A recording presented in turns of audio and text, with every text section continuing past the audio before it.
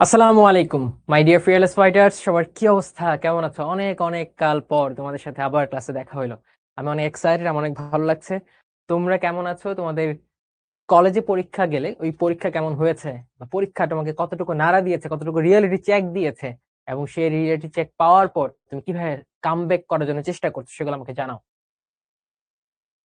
ওয়ালাইকুম আসসালাম। ওয়ালাইকুম আসসালাম। ওয়ালাইকুম আসসালাম ওয়াজিফা, রিফা, নিশাদ, আহ হামিম, জান্নাতুল, তায়েবা। ওয়ালাইকুম আসসালাম। হ্যাঁ, ভালো আছে ভাইয়া, আলহামদুলিল্লাহ, অনেক অনেক ভালো আছি। ওকে ওকে। একজন হচ্ছে কাইফা হালুকা, আলহামদুলিল্লাহ।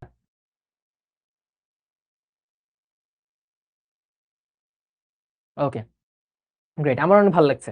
আমি তো চাই তোমাদের সাথে ক্লাস নিতে, বাট আমার সাথে তো আরো টিম মেম্বার আছে, ওরা অনেক ভালো পড়ায়। তো সবার ভালোটা নিয়ে তোমরা সর্বশ্রেষ্ঠ হবা, এটাই তো আমি চাই।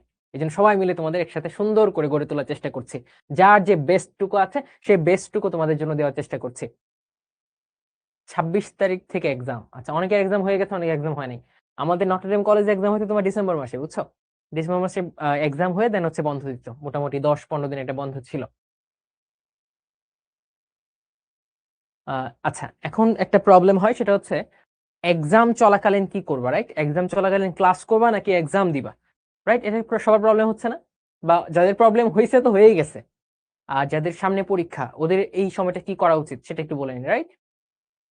বিজ্ঞান কলেজে করি, ওকে। আচ্ছা চলো, তাহলে কয়জন আছে আমাদের সাথে? অনেকেই যুক্ত হয়ে গেছো। তাহলে ভাইয়া, আজকের ক্লাসে কি কি পড়াবো তোমাকে বলে নেই। তুমি জাস্ট একটু মনোযোগী শুনে নাও, আজকের ক্লাসে আমরা কি কি পড়াবো। আজকের ক্লাসে প্রথমেই তোমরা হাইড্রা এবং ঘাসফড়িং পড়েছো, ওইটার একটা সাজেশন আমি দিব। যে ওই চ্যাপ্টার গুলো যে পড়েছো, আমি কিছু টপিকের নাম বলবো, তুমি একটু রিক্যাপ করবা যে ওই টপিকটা তুমি পারো কিনা। কারণ ওই টপিক গুলো ইম্পর্টেন্ট বোর্ডের জন্য, মেডিকেল অ্যাডমিশন টেস্টের জন্য। ঠিক আছে? তারপরে আমি কথা বলবো রুই মাছ নিয়ে। রুই মাছের বাহ্যিক অঙ্গসংস্থান এবং আইস, এই ক্ষুদ্র দুইটা টপিক আজকে আমরা পড়বো ভালো করে। ঠিক আছে? বই সাথে রাখবা, এবং ক্লাস চলাকালীন তুমি গাজী আজমল স্যারের বইটা বের করো। আমরা রুই মাছের বাহ্যিক অঙ্গসংস্থান থেকে শুরু করে রক্ত সংবহন তন্ত্রের আগ পর্যন্ত আজকে পড়বো। ঠিক আছে? পড়ার সাথে সাথে কথাগুলো শুনবে, খাতায় লিখবে, তারপর বইয়ের সাথে মিলাই নিবে। আদারওয়াইজ আর কোনো কিছুই করা তোমার লাগবে না। ঠিক আছে? আর একটা জিনিস নিয়ে আমি কথা বলবো, সেটা হচ্ছে এই যে ভাইয়া, আমার একাডেমিক লাইফের 3-4 মাস চলে গিয়েছে। আমি ভেবেছিলাম অনেক স্ট্রংলি এইচএসসি লাইফটা শুরু করব, but somehow for different reasons আমি পারি নাই। বাট যেটা হয়ে গেছে তো হয়ে গেছে, এখন আমার কাছে অনেক অনেক সময় আছে ভাই, এখন আমি কিভাবে পারবো ওই পারার জিনিসটা আমি তোমাদের বলবো। ঠিক আছে? তাহলে শুরুতে আমরা ক্লাসে কি কি থাকছে সেটা নিয়ে ওভারভিউ নিলাম। সো এখন এগুলা যে থাকছে, এগুলা যদি তোমার দরকার হয় তাহলে তুমি ক্লাসটা করবে এবং মনোযোগের সাথে করবে। আর কিভাবে করবে? ফিয়ারলেস ফাইটার্সরা সবসময় 120% দিয়ে ক্লাস করে, নিজের সবটুকু ঢেলে দেয়, right? So are you ready guys? ঘাসফড়িং এর প্রজনন পড়ায় নাই? আচ্ছা, এটা প্রাপ্য যখন এমসিকিউ বা সিকিউ সলভিং ক্লাস নিবে তখন পড়ায় দিবে। আর আমি যদি রুই মাছ পড়ানোর মধ্যে সময় পাই তখন পড়ায় দিব না, সমস্যা নাই। টেনশনের কোনো কোনো কারণ নাই my dear students. Okay, ready. Thank you. তাহলে হচ্ছে তোমাদের আমি আবার একটু বাক স্বাধীনতা রুদ্ধ করে দিচ্ছি, সেটা হচ্ছে কমেন্ট অফ করে দিচ্ছি। সবাই যুক্ত হও। এখন আমরা শুরু করছি। হাইড্রা এবং ঘাসফুং যে পড়েছো, এখান থেকে কিছু টপিক আমি লিখবো, তোমরা জাস্ট মনে মনে নিজেকে প্রশ্ন করবে যে এই টপিকগুলো তুমি পারো কিনা। এই টপিক থেকে প্রশ্ন হলে তুমি পারবে কিনা, কারণ এই টপিকগুলো থেকে ম্যাক্সিমাম সিকিউ, এমসিকিউ এবং মেডিকেল অ্যাডমিশন টেস্টে প্রশ্ন হয়। তো চলো আমরা শুরু করি। ওকে, প্রশ্ন হচ্ছে হাইড্রা থেকে, সবাই লিখে ফেলো আমার সাথে সাথে, ঠিক আছে? Hydra, Hydra. এই হাইড্রা কিন্তু তোমাদের একটা বড় শিক্ষা দেয়। শিক্ষাটা আমরা পরে বলছি, আগে সাজেশনটা লিখে নেই তোমাদের জন্য। শুরুতেই চলে আসো। হাইড্রা থেকে সব থেকে বেশি যে প্রশ্নটা হয়, যে টপিকটা থেকে, সেটা হচ্ছে হাইড্রার নেমাটোসিস্ট। তো নিজেকে প্রশ্ন করো, নেমাটোসিস্ট তুমি পারো কি পারো না। এই নেমাটোসিস্ট থেকে কি প্রশ্ন হয়? নেমাটোসিস্টের মাধ্যমে সে কিভাবে শিকারকে ধরে, অর্থাৎ শিকার ধরার কৌশল। এখান থেকে প্রশ্ন হয় শিকার ধরার কৌশল। তোমার হাইড্রা থেকে প্রশ্ন হলে একটা নাম্বারে তুমি প্রশ্ন পেতেই পারো যে হাইড্রা নিম্মুক্ত বা উপর্যুক্ত অঙ্গটি ব্যবহার করে কিভাবে শিকারকে কাবু করে বা শিকার ধরে, কিভাবে খাদ্য গ্রহণ করে। এটা তোমার আসতেই পারে, শিকার ধরার প্রসেস। এটা সিকিউর নাম্বারের জন্য। আর নেমাটোসিস্টের যে প্রকারভেদ আছে, 4টা প্রকারভেদ কি কি আমার সাথে সাথে বলো। স্টেনোটিল বা পেনিট্রেন্ট, স্টেরিওলিন, সরি, স্ট্রেপ্টোলিন, স্টেরিও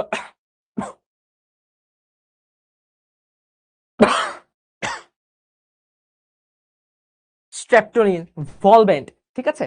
এই যে 4টা টাইপ আছে, এবং স্টেরিওলিন, স্টেরিওলিন সবচেয়ে ক্ষুদ্রতম। এই 4টা টাইপ থেকে প্রশ্ন হয়, এমসিকিউ আকারে হয়। কোনটা সব থেকে বড়? স্টেনোটিল, পেনিট্রেন। কোথায় ফেনল এবং প্রোটিনের সমন্বয়ে থাকে হিপনোটক্সিন? কোথায় থাকে? স্টেনোটিলে থাকে।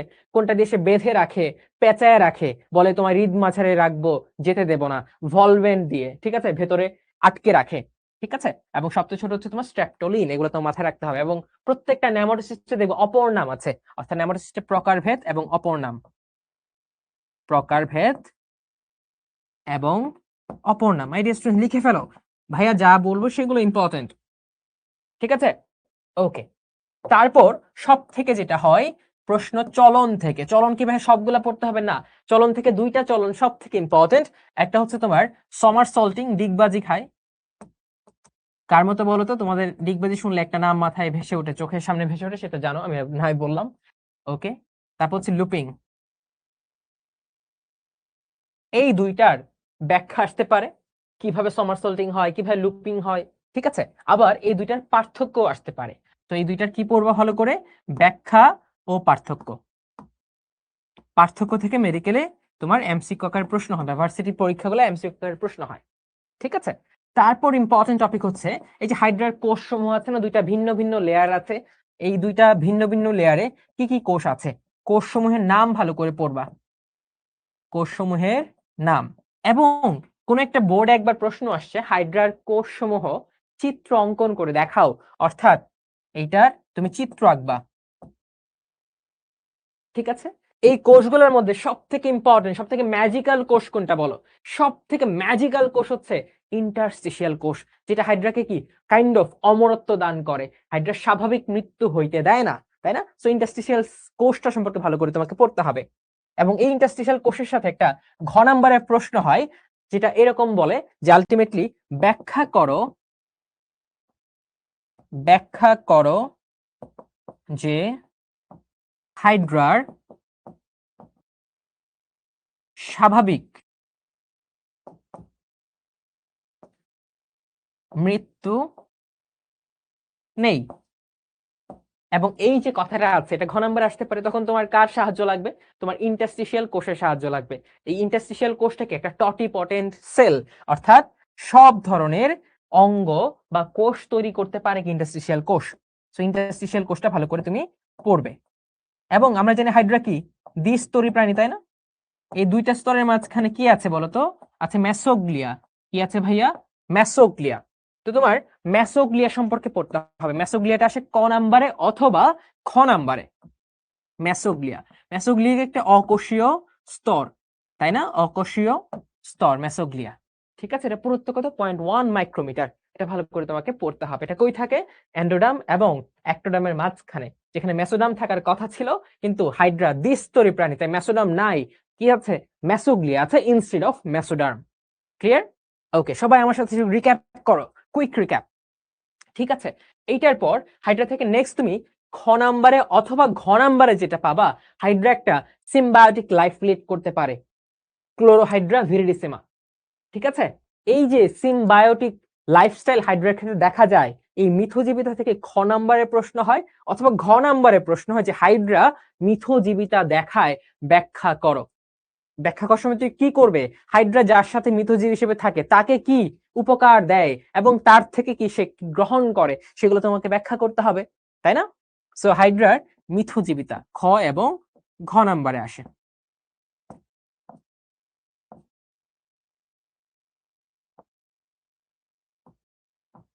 বুঝছো? সো এই টপিক গুলা হাইড্রা থেকে খুব ইম্পর্টেন্ট। আরেকটা টপিক হয়, সেটা হচ্ছে একবার প্রশ্ন আসে বোর্ডে, সেটা হচ্ছে হাইড্রার যে প্রজনন হয়, ঠিক আছে? ছোট হাইড্রোলা হয়, পরিণত হয়, ঠিক আছে? এই প্রজননের ধারাটা, হাইড্রার প্রজননের ধারা, অর্থাৎ কিভাবে শুক্রাণু আসে, ডিম্বাণু আসে, এদের মিলে জাইগোট হয়, জাইগোট থেকে কি হয়? মরুলা, ব্লাস্টোলা, দেন শিশু হাইড্রোলা হয়, তাই না? এই হাইড্রোলা থেকে পরবর্তী পরিণত হাইড্রার উৎপত্তি ঘটে। তো এই ধারাটা আসতে পারে তোমাদের, ঠিক আছে? সো হাইড্রা থেকে এই জিনিসগুলো ইম্পর্টেন্ট। আমি জানি তোমাদের ভাইয়া খুব খুবই ভালো করে এগুলো পড়াই দিছে। তো এখন মাই ডিয়ার ফিয়ারলেস ফাইটার্স, কনফিডেন্সের সাথে বলো ভাইয়া এইখান থেকে যদি প্রশ্ন হয়, এই যে প্রাণীর পরিচিতি হাইড্রা, রুইফিশ, ঘাস ফড়িং, এগুলো মানুষ এত ভয় পায়, আপনারা যেভাবে পড়াবেন এভাবে যদি আমি পড়ি ক্লাসের শেষে শেষে, এই টপিক গুলো আমি পারবো ইনশাল্লাহ, এবং আমার অজানা অপারার কিছু থাকবে না। জানাও।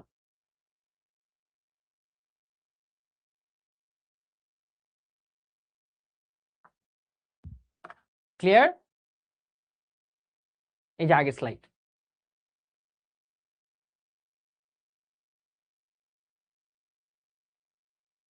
ঠিক আছে, এটা খুব ইম্পর্টেন্ট।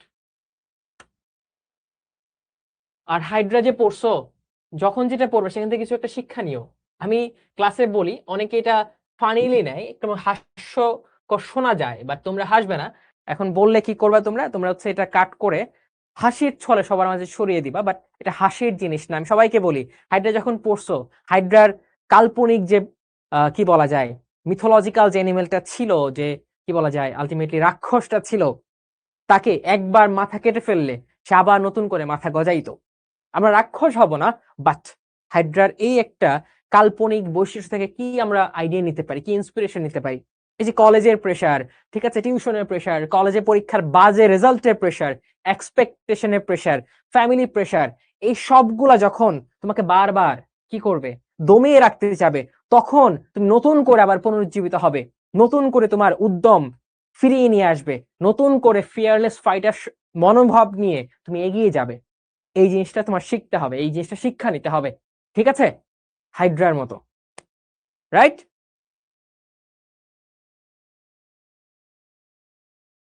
ঠিক আছে, তো আবার লিখুন, আমরা হাইড্রা হবো। আমরা হাইড্রা হতে চাই না, বাট এই যেহেতু পড়ছি, পড়ার সাথে রেলিভেন্ট একটা আজকের ফিলোসফি অফ দ্য ডে, সেটা কি, যতবার আমাদের নানান প্রেশারের মাধ্যমে দমায় রাখার চেষ্টা করা হবে, আমরা কি নিজের সর্বোচ্চটুকু দিয়ে আবার নিজেকে পুনরুজ্জীবিত করব, ফিয়ারলেস মনোভাব নিয়ে ফিয়ারলেস ফাইটারের মতো 120% দিব, এবং সেইভাবে আমাদের কাঙ্ক্ষিত লক্ষ্যে পৌঁছাবো। ঠিক আছে, ওকে। তো হাইড্রার মোটামুটি সেশন শেষ। এখন আমরা চলে যাই ঘাস ফড়িং এ।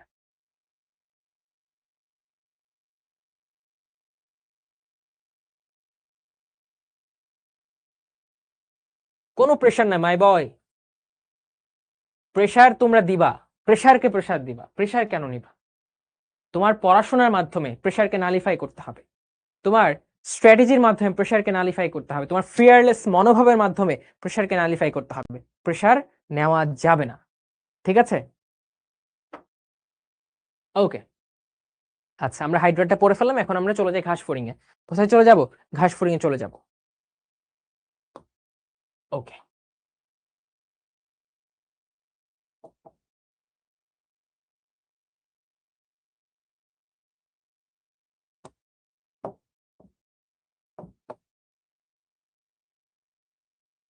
ঘাস ফড়িং থেকে আমি প্রশ্নগুলো দেখলাম, বুঝছো? কোন প্রশ্নগুলো সবচেয়ে বেশি আসে জানো? কোন প্রশ্নগুলো সবচেয়ে বেশি আসে সেটা লিখে ফেলো। আমি জানি ঘাস ফড়িং নিয়ে তোমাদের অনেক প্রবলেম হয়, অনেক প্যারা খাও, বাট প্যারা খাওয়ার কিছু নাই। প্রথমে লিখো যে ভাইয়া, ঘাস ফড়িং এর যে খণ্ডগুলো আছে, এই খণ্ডকের মধ্যে আমি একদম মাথা থেকে শুরু করছি। মাথাটা কি হাইপোগনেথাস ধরনের, তাই না? মাথা হচ্ছে হাইপোগনেথাস ধরনের। এখান থেকে তুমি যেটা পড়বা সেটা হচ্ছে হাইড্রার ওমাচিডিয়াম। ওমাচিডিয়াম এর গঠনটা ভালো করে পড়বা। ঠিক আছে, এটা চিত্র আসে, 10টা পার্টস আছে, তোমরা জানো এই 10টা পার্টসে চিত্র আঁকতে হয়। তারপর যেটা পড়বা, এই যে ঘাস ফড়িং যে দেখে, ঘাস ফড়িং দেখার দুইটা ওয়ে আছে, তোমরা পড়েছো, একটা সুপার পজিশন, একটা অ্যাপোজিশন। সুপার পজিশনে কখন দেখে বলো তো? যখন সুপার পাওয়ার লাগে, কখন তুমি অন্ধকারে বা কম লাইটে দেখবা, তখন কি তোমার সুপার পাওয়ারফুল হইতে হবে। সো যখন আলোক রশ্মি কম আসে, বা আলোর তীব্রতা কম থাকে, কম আলো থাকে, অন্ধকারাচ্ছন্ন জায়গা থাকে, তখন সে সুপার পাওয়ার ইউজ করে কি সুপার পজিশনের মাধ্যমে দেখে। বুঝছো? সুপার পজিশন ভার্সেস এ পজিশন। ঠিক আছে, ওকে। তারপর চলে আসো তুমি হাইড্রার সরি ঘাস ফড়িং এর পৌষ্টিক তন্ত্রে। পৌষ্টিক তন্ত্রে কি কি আছে এটা ভালো করে পড়বা। ঠিক আছে,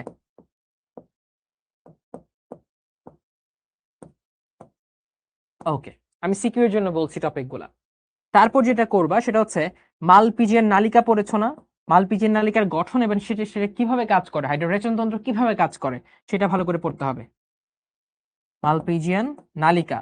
আর মালপিজিয়ান বডি কোথায় আছে বলো তো? বডি আছে হিউম্যান বডিতে, আমাদের এখানে আছে মালপিজিয়ান বডি। আর মালপিজিয়ান নালিকা থেকে কার? ঘাস ফড়িং এর। তারপর যেটা পড়বা সেটা হচ্ছে হিমোসিল। হিমোসিল, ঠিক আছে, যে হিমোসিলের মধ্যে আলটিমেটলি মালপিজিয়ান নালিকাগুলা ভেসে থাকে এবং সেইখান থেকে রেচন পদার্থ সে কি করে? অ্যাবজর্ব করে। হিমোসিল। তারপর যেটা পড়বা পূর্ণাঙ্গ ভার্সেস অপরিণত ঘাস ফড়িং, কি কি পার্থক্য আছে। আর এই যে অপরিণত থেকে কি হয়? মোল্টিং হয়, মোল্টিং হয়ে এসে তার রূপান্তরের মাধ্যমে, কি রূপান্তর? অসম্পূর্ণ রূপান্তরের মাধ্যমে একটা পূর্ণাঙ্গ ঘাস ফড়িং হয়। অর্থাৎ রূপান্তর প্রক্রিয়াটা ভালো করে পড়তে হবে।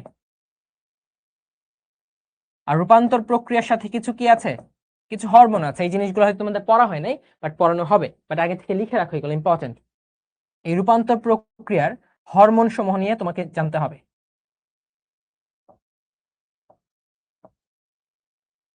কি কি হরমোন রূপান্তরে হেল্প করে, ঠিক আছে? ক্লিয়ার?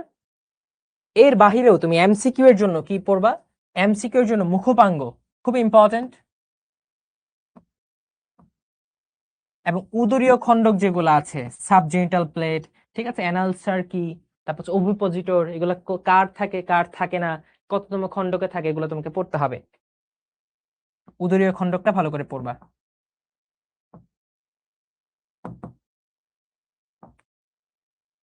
ঠিক আছে। আচ্ছা, আরেকটা, কোন একটা বোর্ডে রিসেন্টলি দেখলাম একটা প্রশ্ন আসছে, সেটা হচ্ছে এই যে ঘাস ফড়িং কি করে? পরিবেশ থেকে বাতাস গ্রহণ করে, তাই না? তারও তো শ্বাস প্রশ্বাস দরকার। অর্থাৎ ঘাস ফড়িং শ্বসনতন্ত্র থেকে প্রশ্ন হয়, সেটা হচ্ছে এই যে পরিবেশ থেকে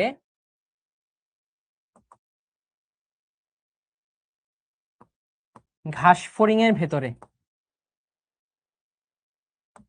ঘাস ফড়িং এর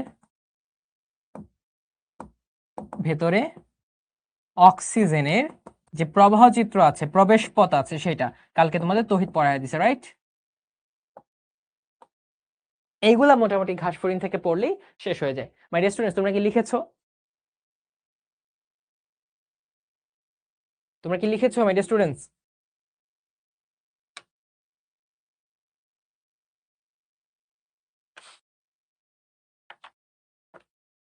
ভাই, আপনার সাথে প্রথম live class. Welcome to the world of fearless biology. আমি ডক্টর তানজিম আহমেদ অন্তর। আমি বায়োলজি পড়ানোর চেষ্টা করি, নিজে যা শিখেছি এবং ক্রমান্বয়ে শিখছি তা তোমাদের সাথে শেয়ার করার চেষ্টা করি। আমার কলেজ ছিল নটরডেম কলেজ ঢাকা, এবং আমি আমার মেডিকেল কলেজ বা এমবিবিএস ডিগ্রি পাশ করেছি ঢাকা মেডিকেল কলেজ থেকে। ওকে, তোমরা লিখতে থাকো এটা। আমি এই রিমোটটা কাজ করতেছে না, রিমোটটা একটু ঠিকঠাক করার ব্যবস্থা করি। মোহাম্মদ,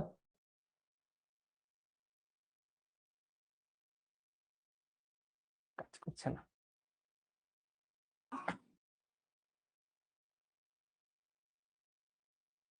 আচ্ছা, আবুল বাসা বলছে আপনি কিসের ডক্টর? আমি জেনারেল সার্জারিতে আমার পোস্ট গ্রাজুয়েশন করছি।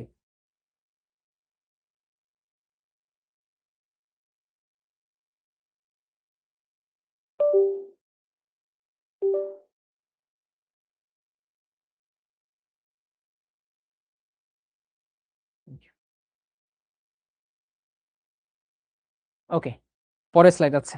এই যে এগুলো বেসিক্যালি তোমার এমসিকিউ এর জন্য, বুঝছো? এমসিকিউ, পিওরলি এমসিকিউ এর জন্য। তারপরে তো এখান থেকে ক খ তে তুমি পাবা যে মুক্ত সংবহন তন্ত্র বলতে কি বোঝায়, ঠিক আছে? মুক্ত সংবহন তন্ত্র বলতে কি বোঝায়,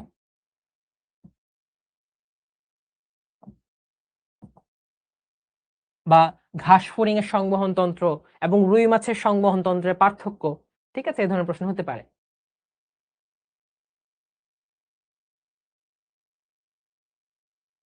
ওকে ভাই, ঘাস ফড়িং ওমাটিডিয়াম তো খুঁজে পাচ্ছ না? পাচ্ছ তো? লাস্টের দিকে দেখো, একটা চিত্র দেওয়া আছে, বইয়ে আছে।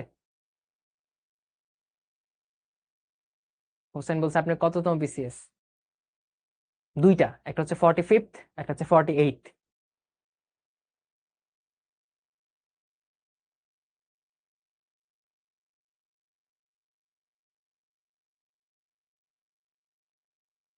রাফসান ভাই আপনি ডিএমসি তে কততম হয়েছিলেন? আমি আমার সময় মেডিকেল ভর্তি পরীক্ষায় 14তম হয়েছিলাম, 14th। বাট এগুলো হিস্ট্রি। এখন আমি চাই তোমরা এর থেকেও ভালো করো, আমার স্টুডেন্টরা আমাকেও ছাড়িয়ে যাক, তাদের প্রাপ্তির কাছে আমার প্রাপ্তি অম্লান হয়ে যাক।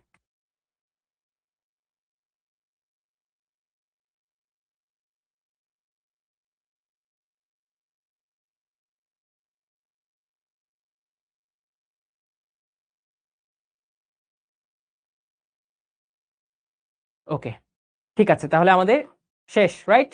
এখন আমরা কোথায় যাব বলো তো? এখন আমরা আমাদের নেক্সট চ্যাপ্টারে যাব। কোথায়? রুই মাছে যাব, চলো।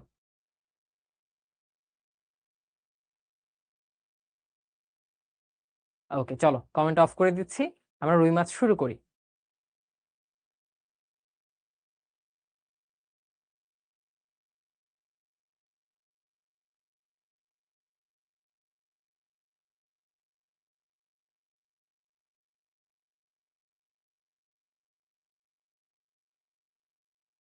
ওকে, এটা যাদের প্রথম ক্লাস আমার সাথে, এটা হচ্ছে আমার পরিচয়, ঠিক আছে? চলো, আজকে আমরা রুই মাছের বাহ্যিক অবস্থান পড়বো। এর আগে আমরা একটা রুই মাছ দেখে আসো। এই যে একটা রুই মাছ দেখি।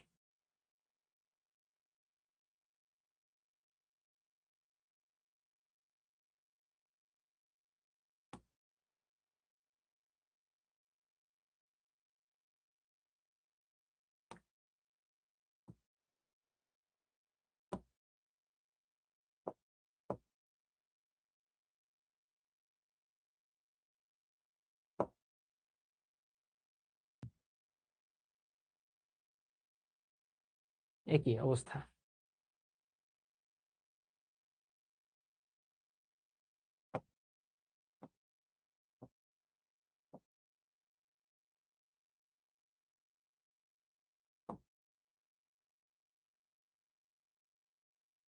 তো বিন্দু হয়ে গেছে।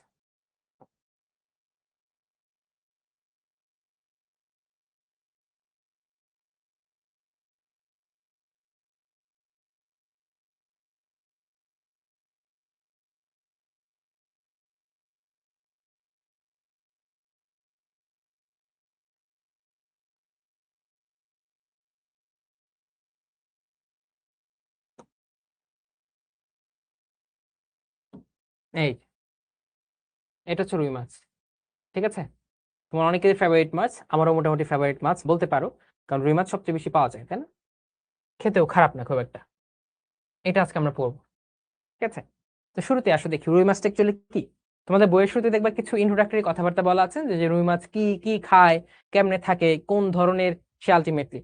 সো এই রুই মাছটা হচ্ছে একটা কার্প জাতীয় মাছ। কি কার্প জাতীয় মাছ? কি ভাইয়া? কার্প জাতীয় মাছ। কার্প, কার্প কাকে বলে জানো? কার্প, কার্প দুই ধরনের আছে, একটা মেজর কার্প বড় বড়, একটা হচ্ছে মাইনর কার্প ছোট ছোট কার্প জাতীয় মাছ। সো বেসিকলি কার্প জাতীয় মাছ কি? তোমরা কার্প কার্প তো পড়তেছো, বাট হ্যাঁ, কাদের আমরা কার্প জাতীয় মাছ বলবো?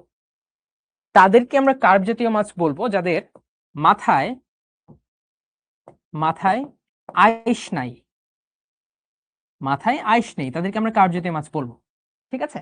ওকে, তারপর মাথা ছাড়া তার পুরা বডিতে আইস আছে, এরকম মাছগুলো হচ্ছে কার্প জাতীয় মাছ। এখন চিন্তা করো, মাগুর মাছ, ঠিক আছে, বা অন্য কোনো মাছ, এগুলা কি সব জায়গায় আইস আছে না? ঠিক আছে, আচ্ছা, তারপর এদের অভ্যন্তরে দেহের ভেতরে কি আছে? পটকা আছে। এদের দেহ গহ্বরে পটকা আছে। পটকাতে বোঝো বায়ুথলি, পটকা আছে, রাইট? এই দুইটা ক্রাইটেরিয়া ফিল আপ করলে আমরা সেগুলোকে কার্প মাছ বলি। আর রুই মাছ যেহেতু এটা কার্প মাছ, তাই আমরা বলতে পারি ওর মাথা ছাড়া অন্য কোথাও আইস থাকবে না, এবং এটার দেহের ভেতরে পটকা আছে। এই জন্য রুই মাছটা হচ্ছে একটা কার্প জাতীয় মাছ। কি ভাইয়া? কার্প জাতীয় মাছ। যেহেতু রুই মাছটা একটু বড় সাইজের হয়, তাই এটা হচ্ছে একটা মেজর কার্প, ঠিক আছে? বড় সাইজের হয়, এই জন্য হচ্ছে মেজর কার্প। মোটামুটি 1.5 কেজির বেশি হলে আমরা মেজর কার্প বলি। আর অবভিয়াসলি একটা পরিণত রুই মাছ 1.5 কেজির বেশিই হয়, ঠিক আছে? আচ্ছা, এখন রুই মাছের সাইন্টিফিক নাম সবাই জানো, সবাই, কি ল্যাবিও, কি ভাইয়া ল্যাবিও রোহিতা, ল্যাবিও রোহিতা, এটা হচ্ছে রুই মাছের সাইন্টিফিক নাম, যেটা দিয়েছিলেন হ্যামিল্টন।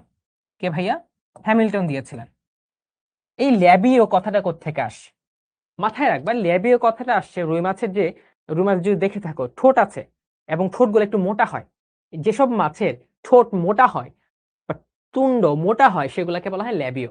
এরকম ল্যাবিও জেনাস বা গণের অনেকগুলা প্রজাতি আছে, এর মধ্যে রুই মাছটা হচ্ছে ল্যাবিও রোহিতা এই প্রজাতির অন্তর্ভুক্ত। ঠিক আছে, এটা কই থাকে ভাইয়া? এটা সমুদ্রে থাকে না, এটা কই পুকুরে থাকে, অর্থাৎ স্বাদু পানির মাছ। এটা কি ভাইয়া? স্বাদু পানির মাছ, স্বাদু পানির মাছ। আমি যেগুলা লিখবো বোর্ডে, আমি যেগুলা বলবো সেইগুলো তুমি যদি পরীক্ষার হলে মাথায় নিয়ে যেতে পারো, ইনাফ, মোর দেন ইনাফ। ঠিক আছে, ওকে। এখন ভাইয়া এই যে রুই মাছটা পুকুরে আছে, এর তো ভালো মন্দ আছে, ওর তো কিছু প্রেফারেন্স আছে, যেমন তুমি একটা জায়গায় থাকতে চাও, বেশি গরমে থাকতে চাও না, বেশি ঠান্ডায় থাকতে চাও না, ঠিক এরকম রুই মাছের একটা প্রেফারেন্স আছে, সে তোমার মতোই নাতিশীতোষ্ণ জায়গায় থাকতে চায়। এবং তোমার যেমন একটু আগে বা কয়েকদিন আগে অনেক ঠান্ডা পড়ছিল, তুমি মনে হচ্ছে এই ঠান্ডায় তো মরেই যাবো, পড়াশোনা করতে পারছি না, সব কাজ থামায় দিব, আমি হাইবারনেশনে চলে যাব। রুই মাছও এমন একটা তাপমাত্রা বেছে নেয় যে এই তাপমাত্রার নিচে ভাই আমার পক্ষে থাকা সম্ভব না, আমি পারবো না। এটা হচ্ছে 14°C নিচে রুই মাছ বাঁচতে পারে না, 14°C নিচে রুই মাছ বাঁচতে পারে না। তো এটা সব থেকে কি ভাইয়া, 14°C বেশি তাপমাত্রা হইতে হবে, এর নিচে কি হবে, রুই মাছ বাঁচতে পারবে না।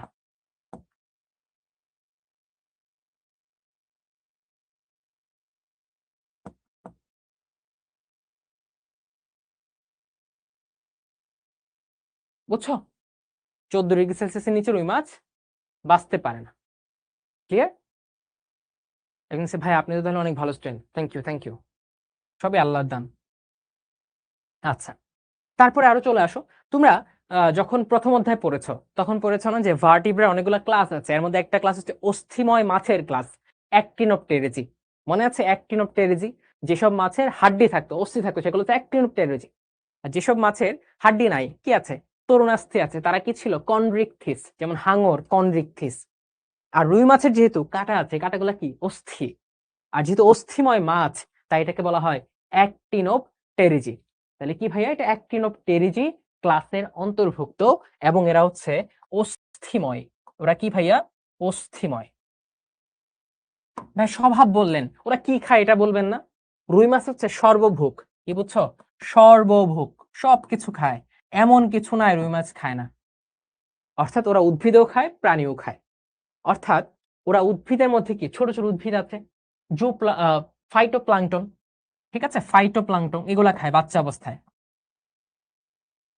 ফাইটোপ্লাঙ্কটন। আর এরা ক্ষুদ্র ক্ষুদ্র প্রাণী যেগুলো পানির উপর ভেসে বেড়ায়, সেগুলো হচ্ছে জু প্লাঙ্কটন, সেগুলাও খায়। এরা হচ্ছে সর্বভুক। আর ঘাসফড়িং কি, হার্বিভোরাস, শাকাশী।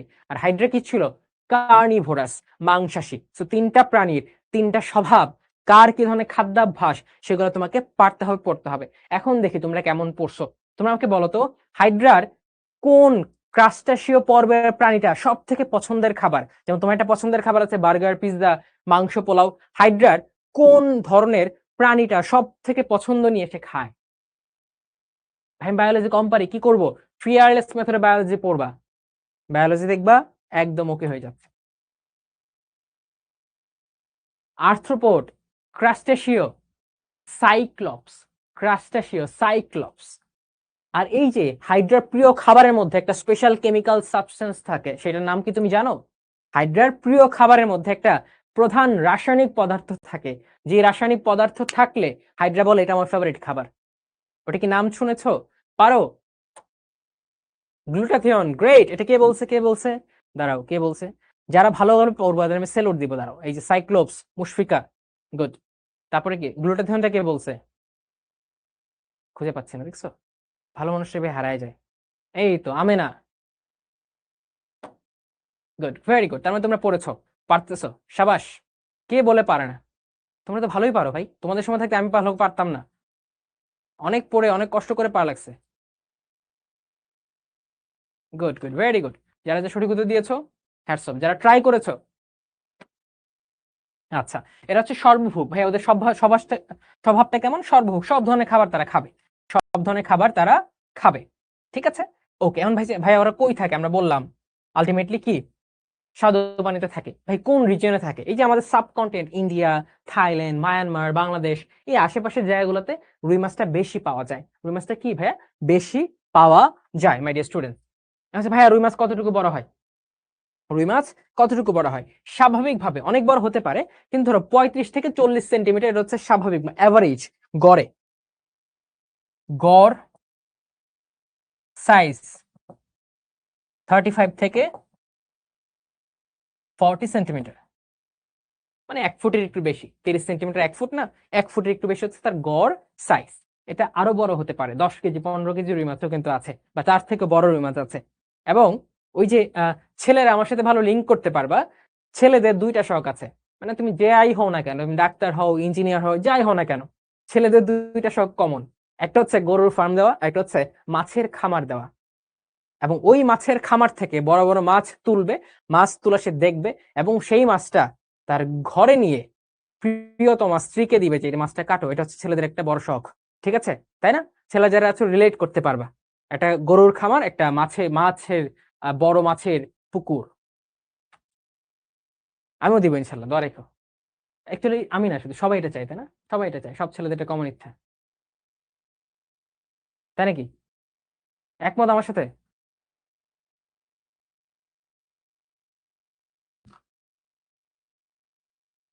দেখছো, সবাই একমত।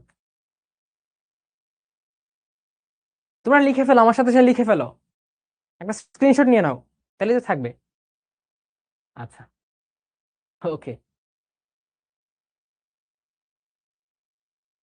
সবার ইচ্ছা পূরণ হোক, বাট আগে আমরা ডাক্তার, ইঞ্জিনিয়ার এগুলো হয়ে নিই, তারপর একটা গরুর খামার দিয়ে দেবো, সমস্যা নেই, তাই না? কোন জায়গায় দেখলাম একজন ইঞ্জিনিয়ার, তিনি হচ্ছে ইঞ্জিনিয়ারিং করে খুব একটা আর্ন করতে পারছে না, সেই সব চাকরি টাকরি বাদ দিয়ে দিছে, বাদ দিয়ে একদম এডুকেটেড ভাবে সব গবেষণা করে নলেজ গ্যাদার করে একটা ফার্ম দিয়েছে, এবং সেই ফার্ম থেকে এখন তার ইয়ারলি 1 কোটি টাকা লাভ হয়, মানে খরচ বাদ দিয়ে 1 কোটি টাকা থাকে। সো যে কোনো কাজ যদি ভালো করে করা যায়, with proper technology, proper knowledge, proper investment and lots of fearless attitude, তখন সততার সাথে সেই কাজ করলে আল্লাহ তাআলা একটা ভালো রেজাল্ট দেয়। ওকে, হ্যামিল্টন পায় নাই, পাইতে হবে না, তুমি লিখে রাখো। ল্যাবিও রোহিতা নামটা দিয়েছেন হ্যামিল্টন। কে দিয়েছেন? হ্যামিল্টন। এবং বৈজ্ঞানিক নাম লেখার একটা নিয়ম হচ্ছে নামের পাশে যে নামটা দিয়েছেন তার নামটা শ্রদ্ধা করে স্মরণ করা। বুঝছো? ওকে, এটা লেখা শেষ। আমি তাহলে এটা সরায় ফেলতেছি। আচ্ছা, আমি 10 সেকেন্ড সময় দিলাম, লিখো। আমি আবার একটু রিক্যাপ করি। ভাই, রুই মাছ সবার পছন্দের মাছ, সবার পুকুরে ওই মাছটা থাকে। এটা হচ্ছে কার্প জাতীয় মাছ। কি কার্প? Major carp. এটা ভাইয়া মাছ বলছেন, মাছ তরুণাস্থিময় হতে পারে, অস্থিময় হতে পারে ভাইয়া। এটা হচ্ছে অস্থিময় মাছ, অর্থাৎ অ্যাক্টিনোপটেরিজি ক্লাসের। ভাই এটা স্বাদু পানির মাছ, এটা সমুদ্রে থাকবে না। ভাই এটা 14 ডিগ্রি সেলসিয়াসের নিচে বাঁচতে পারে না। অতি কম তাপমাত্রায় সেটা টিকে থাকতে পারে না। ভাই এটা যেহেতু কার্প জাতীয় মাছ, এর মাথায় কোনো আইস নেই, এবং এর দেহের ভেতরে একটা পটকা আছে বা বায়ুথলি আছে, 2 প্রকোষ্ঠ বিশিষ্ট। আমরা কিন্তু তোমাদের রুই মাছ কেটে ব্যবহারিকটা করে সুন্দর করে দেখাবো, একটা রেকর্ডেড পলিশড ভিডিও তোমাদের দিয়ে দিব। ঠিক আছে, বাট আগে আমরা বইটা ভালো করে পড়ে নেই। ওকে, তারপর কি ভাইয়া? ওর বৈজ্ঞানিক নাম ল্যাবিও রোহিতা। ল্যাবিও কেন বলা হয়েছে? কারণ ওর মোটা মোটা দুইটা ঠোঁট আছে, এই জন্য বলা হচ্ছে ল্যাবিও। এই ল্যাবিও রোহিতা নামটা কে দিয়েছেন? হ্যামিল্টন। রুই মাছের স্বভাবটা কেমন খাদ্যের? এটা সর্বভুক, সব ধরনের খাবার তারা খায়। গড় সাইজ কেমন ভাইয়া? 35 থেকে 40 সেন্টিমিটার ওদের গড় বা অ্যাভারেজ লেন্থ হতে পারে। আর যদি ওজন বলো, 700 থেকে 800 গ্রাম। 700 থেকে 800 গ্রাম, বাট এর বেশিও হতে পারে, অনেক বেশি হতে পারে, বাট এটা স্ট্যান্ডার্ড বলা যায় যে একটা অ্যাডাল্ট রুই ফিশ এরকম হয়। ওকে মাই ডিয়ার স্টুডেন্টস, তাহলে আমি কি করছি? আমি এটা মুছে দিচ্ছি। ওকে, এখন আমরা চলে যাই রুই মাছের বাহ্যিক গঠনে। সবার বডিকে একটা পার্টে ভাগ করা যায়। তুমি হাইড্রার বডিকে ভাগ করছো, ঘাসফড়িং এর বডিকে ভাগ করছো কয়েকটা খণ্ডে, তোমার বডিকেও ভাগ করা যায়, মস্তক, তারপর ট্রাঙ্ক দেহকাণ্ড, তারপর তোমার লিমস, তাই না? ঠিক একই ভাবে রুই মাছটাকেও তিনটা অংশে ভাগ করা যায়, তার বাহ্যিক অঙ্গসংস্থাকে তিনটা অংশে ভাগ করা যায়। কয়টা ভাইয়া? তিনটা। কি কি চলো আমরা দেখি। প্রথম অংশটা হচ্ছে তার মাথা। কি ভাইয়া? মাথা। কিভাবে বুঝবো? এই যে একদম মুখের সামনে থেকে শুরু করে এই যে তার কানকো, কি ভাইয়া? কানকো, কানকো বা এই যে বক্ষ পাখনা যেটা আছে, বক্ষ পাখনার শুরু পর্যন্ত এই জায়গা পর্যন্ত তার অংশটা হচ্ছে মাথা। কি ভাইয়া? এই জায়গা পর্যন্ত তার অংশ হচ্ছে মাথা, হেড, হেড রিজিয়ন। ঠিক আছে? একদম তুণ্ড বা ঠোঁট থেকে শুরু করে অপারকুলাম বা কানকো এইটা যে জায়গায় শেষ হয়েছে, অথবা বলতে পারো যে জায়গায় বক্ষ পাখনা শুরু হয়েছে, এই জায়গাটা হচ্ছে মাথা বা হেড। তারপর এই যে এই জায়গা থেকে শুরু করে একদম তার এই জায়গায় একটা পায়ু ছিদ্র আছে। কি ভাইয়া? পায়ু ছিদ্র। তার তো এক্সক্রিটরি ম্যাটেরিয়ালস বাহিরে ছাড়তে হবে, মলমূত্র বাহিরে ছাড়তে হবে। ওই মলমূত্র বাহিরে ছাড়ার জন্য তার কি দরকার? একটা পায়ু পথ দরকার, পায়ু ছিদ্র দরকার। এখানে আছে একটা পায়ু ছিদ্র। কি আছে? পায়ু ছিদ্র, পায়ু ছিদ্র। এই যে মাথার শেষ অংশ থেকে শুরু করে পায়ু ছিদ্র পর্যন্ত যে অংশটা আছে, এটাকে বলা হয় দেহকাণ্ড বা ট্রাঙ্ক। কি বলা হয়? দেহকাণ্ড বা ট্রাঙ্ক। তাহলে আমার মার্জিনটা কি, পয়েন্ট অফ ডিমার্কেশনটা কি ভাইয়া? একদম মাথা যেখান থেকে শুরু হবে, অর্থাৎ অপার কোলামের শেষ প্রান্ত থেকে শুরু করে পায়ু ছিদ্র পর্যন্ত, এটা হচ্ছে কি আমার দেহকাণ্ড বা ট্রাঙ্ক, বা বডিও লিখতে পারো তুমি, বডি। তারপর আরেকটা অংশ রইলো, সেটা কি? সেটা হচ্ছে এই অংশটা, একদম পায়ু ছিদ্র থেকে শুরু করে এই পর্যন্ত, সেটাকে বলা হচ্ছে লেজ। তাহলে আমরা লেজ বলতে শুধু এইটাকে বুঝি, শুধু এইটাই কিন্তু লেজ না। লেজ মানে হচ্ছে পায়ু ছিদ্র থেকে শুরু করে, অর্থাৎ এই জায়গা থেকে শুরু করে একদম এই যে লেজের যে পাখনা আছে, পুচ্ছ পাখনা, এটা শেষ প্রান্ত পর্যন্ত, এটা হচ্ছে লেজ বা টেইল। তাহলে আবারও বলছি, দেখো ক্লাসের পড়া ক্লাসে শেষ হয়ে যাবে। রুই মাছের বডিকে তিনটা ভাগে ভাগ করা যায়। একটা মাথা, হেড, তুণ্ড থেকে শুরু করে, ঠোঁট থেকে শুরু করে একদম অপার কোলামের শেষ প্রান্ত পর্যন্ত, বা বক্ষ পাখনা, এটা বুকের দিকে আছে না, এটা বক্ষ পাখনা, এটার আগ পর্যন্ত। তারপর এইখান বক্ষ পাখনা থেকে শুরু করে পায়ু ছিদ্র পর্যন্ত হচ্ছে দেহকাণ্ড বা ট্রাঙ্ক বা বডি।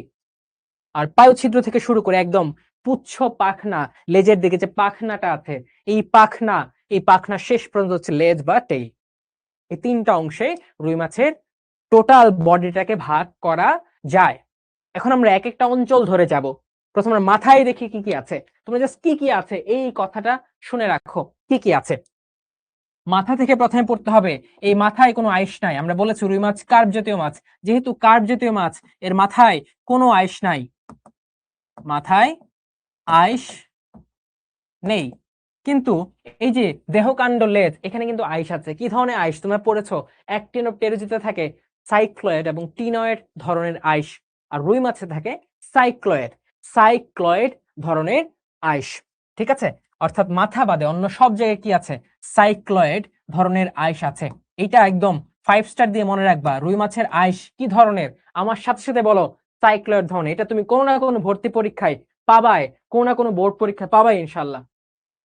সাইক্লয়েড ধরনের আইস আছে। ঠিক আছে? ওকে। মাথায় আর কি কি আছে চলো আমরা দেখি, একটু ঘোরায় ফেলি চিত্রটাকে। এটা লিখছো সবাই? মাই ডিয়ার স্টুডেন্টস, লিখছো?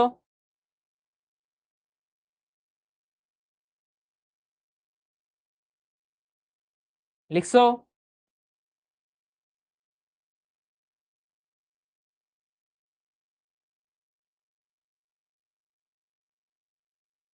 ওকে, তাহলে এটা মুছে ফেলতেছি, দাঁড়াও আমি মাছটা একটু ঘুরায় দিই।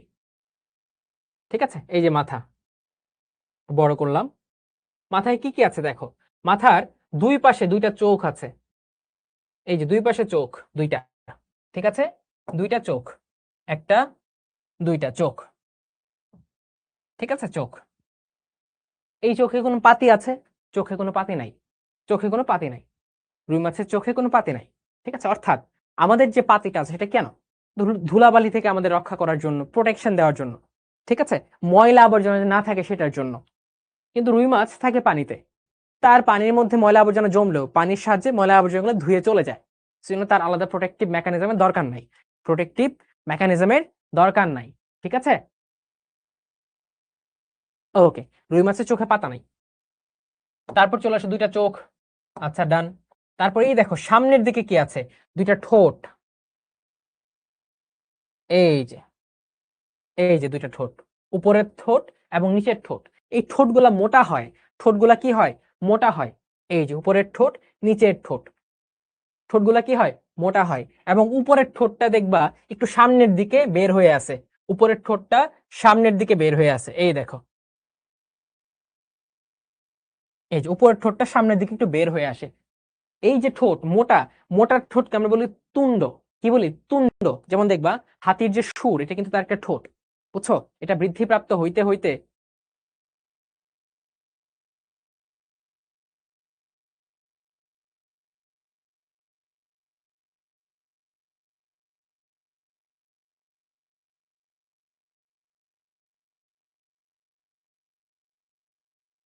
দাগানবই দিব, সমস্যা নেই, ওরা ঘুমায় না, ঘুমায়, দাগানবই দিব, কোনো সমস্যা নেই।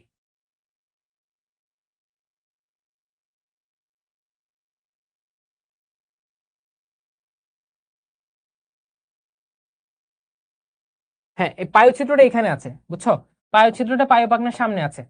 আরে কই গেল, পায়ুছিদ্র পায়ুপাখনার সামনে আছে। ঠিক আছে, মানে পায়ুছিদ্র পর্যন্ত, এখন পায়ুপাখনার সামনে আছে, এটা এটা জেনে রাখো, পায়ুছিদ্রটা পায়ুপাখনার সামনে আছে। এনিওয়েজ, আমরা চলে আসি, এই ঠোঁট গুলা হচ্ছে তুন্ড, কি বলা হয়, তুন্ড। তারপর মাথার দুই পাশে, মাথার দুই পাশে, এই দেখো দুই পাশে দুইটা কানকো আছে, কি আছে ভাইয়া, কানকো আছে, এই যে কানকো, অপারকুলাম। এই কানকো কি করে ভাইয়া, তার যে ফুলকা গোলা আছে, ফুলকা গুলাকে ঢেকে রাখে, অর্থাৎ ফুলকা প্রকোষ্ঠকে ঢেকে রাখে কে, অপারকুলাম বা কানকো। এখন এই যে ঢাকনাগুলার এইখানে দেখবা একটা পর্দা আছে, এই পর্দাটাকে বলা হয়, কি বলা হবে, এই পর্দাটা হচ্ছে একটা পর্দা নাম, যার নাম ব্রাকিওস্ট্যাগাল পর্দা, ব্রাঙ্কিওস্ট্যাগাল পর্দা। এই পর্দার নাম কি, ব্রাঙ্কিওস্ট্যাগাল পর্দা। তাহলে কানকো, কানকোর এই পর্দাটা হচ্ছে ব্রাঙ্কিওস্ট্যাগাল পর্দা, ব্রাঙ্কিওস্ট্যাগাল পর্দা। ঠিক আছে, তাহলে ব্রাঙ্কিওস্ট্যাগাল পর্দা কিসের অংশ, কানকোর অংশ। এটা কি করে ভাইয়া, এটা যে প্রকোষ্ঠটা আছে, ফুলকা প্রকোষ্ঠটা সম্পূর্ণভাবে লাগাইতে হেল্প করে, যাতে কপারটা বা কানকোটা লাগার পরেও কিছু অংশ ফাঁকা না থাকে, বাতাস যাতে না বের হইতে পারে, একদম সাকশন ক্রিয়েট করা যায়, নেগেটিভ প্রেসার ক্রিয়েট করা যায়, কোনো লিকেজ যাতে না থাকে, এটার জন্য পর্দা দিয়ে কি করা হয়, ফাঁকা অংশটাকে ঢেকে রাখা হয়। তোমরা দেখবে অনেক দরজার মধ্যে কি ফোম দেওয়া থাকে, যাতে দরজা যখন লাগানো হয় এটা কমপ্লিটলি ক্লোজড হয়ে যায়, অল্প অংশতে ফাঁকা না থাকে। এই যে ব্রাঙ্কিওস্ট্যাগাল পর্দাটা ওইটার কাজ করে, পুরোপুরি প্রকোষ্ঠটাকে ঢেকে ফেলে, একদম কমপ্লিটলি সিল করে ফেলে, অল্প অংশ ফাঁকা রাখতে দেয় না। কেন, এটা তার শ্বসনে হেল্প করবে, তার সাকশন পাম্প ক্রিয়েট করবে। ঠিক আছে, এই জন্য ব্রাঙ্কিওস্ট্যাগাল পর্দাটা খুবই খুব ইম্পর্টেন্ট। ওকে, তারপর চোখের পাশ, চোখের সামনে, এই যে দুই চোখের সামনের দিকে এখানে কি আছে, ওর নাক আছে না, অবশ্যই আছে, এখানে তার নস্ট্রিল আছে, কি আছে ভাইয়া, নস্ট্রিল, কি আছে, নস্ট্রিল। অর্থাৎ দুইটা চোখের সামনের দিকে কি থাকবে, নস্ট্রিল থাকবে, কি থাকবে, নস্ট্রিল। আর তুমি দেখবে এখানে, এখানে দেখা নাই ছবির মধ্যে, বাট এরকম লোমের মতো কিছু থাকে, সেগুলো হচ্ছে ম্যাক্সিলারি বার্বেল, এরকম থাকে লোমের মতো, বুঝছো, এগুলো হচ্ছে ম্যাক্সিলারি বার্বেল। সেখান থেকে জানতে হবে যে নস্ট্রিল কই আছে, নস্ট্রিল হচ্ছে ঠোঁটের পেছনে এবং চোখের সামনে, দুই পাশে দুইটা নস্ট্রিল, দুইটা নস্ট্রিল বা নাসার ছিদ্র। এগুলো হচ্ছে মাথার অংশ, এগুলো হচ্ছে কি ভাইয়া, মাথার অংশ, ক্লিয়ার, এগুলো হচ্ছে মাথার অংশ। আচ্ছা, এখন চলে আসো, একটা রুল বলে দেয়, rule of two, rule of two, কোনটা কয়টা থাকে এটা মনে রাখার জন্য। রুই মাছের মধ্যে কোনগুলা জোড়া জোড়া থাকবে, লিখে রাখো, বাহ্যিক অঙ্গ সংস্থানের মাধ্যমে, রুল অফ টু, অর্থাৎ এগুলো দুইটা করে থাকে, কি থাকে, দুইটা করে। কি কি, প্রথমে দেখো চোখ, দুই পাশে দুইটা, চোখের সামনে কি, নাসা ছিদ্র দুইটা, তারপর ম্যাক্সিলারি বারবেল দুইটা, অপারকুলাম কয়টা? দুইটা, দুই পাশে, রাইট? তারপর ব্রাঙ্কিওস্টেকাল পর্দা কয়টা? দুই পাশে দুইটা, ঠিক আছে? তারপর ফুলকা প্রকোষ্ঠ কয়টা? দুই পাশে দুইটা। ঠোঁট কয়টা? দুইটা। এগুলো হচ্ছে রুল অফ টু।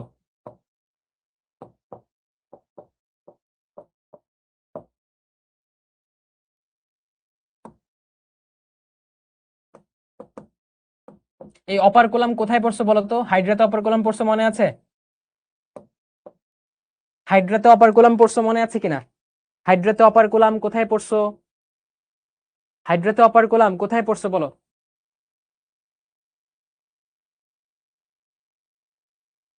পড়ো নাই? আরে হাইড্রাতে অপারকুলাম পড়ো নাই?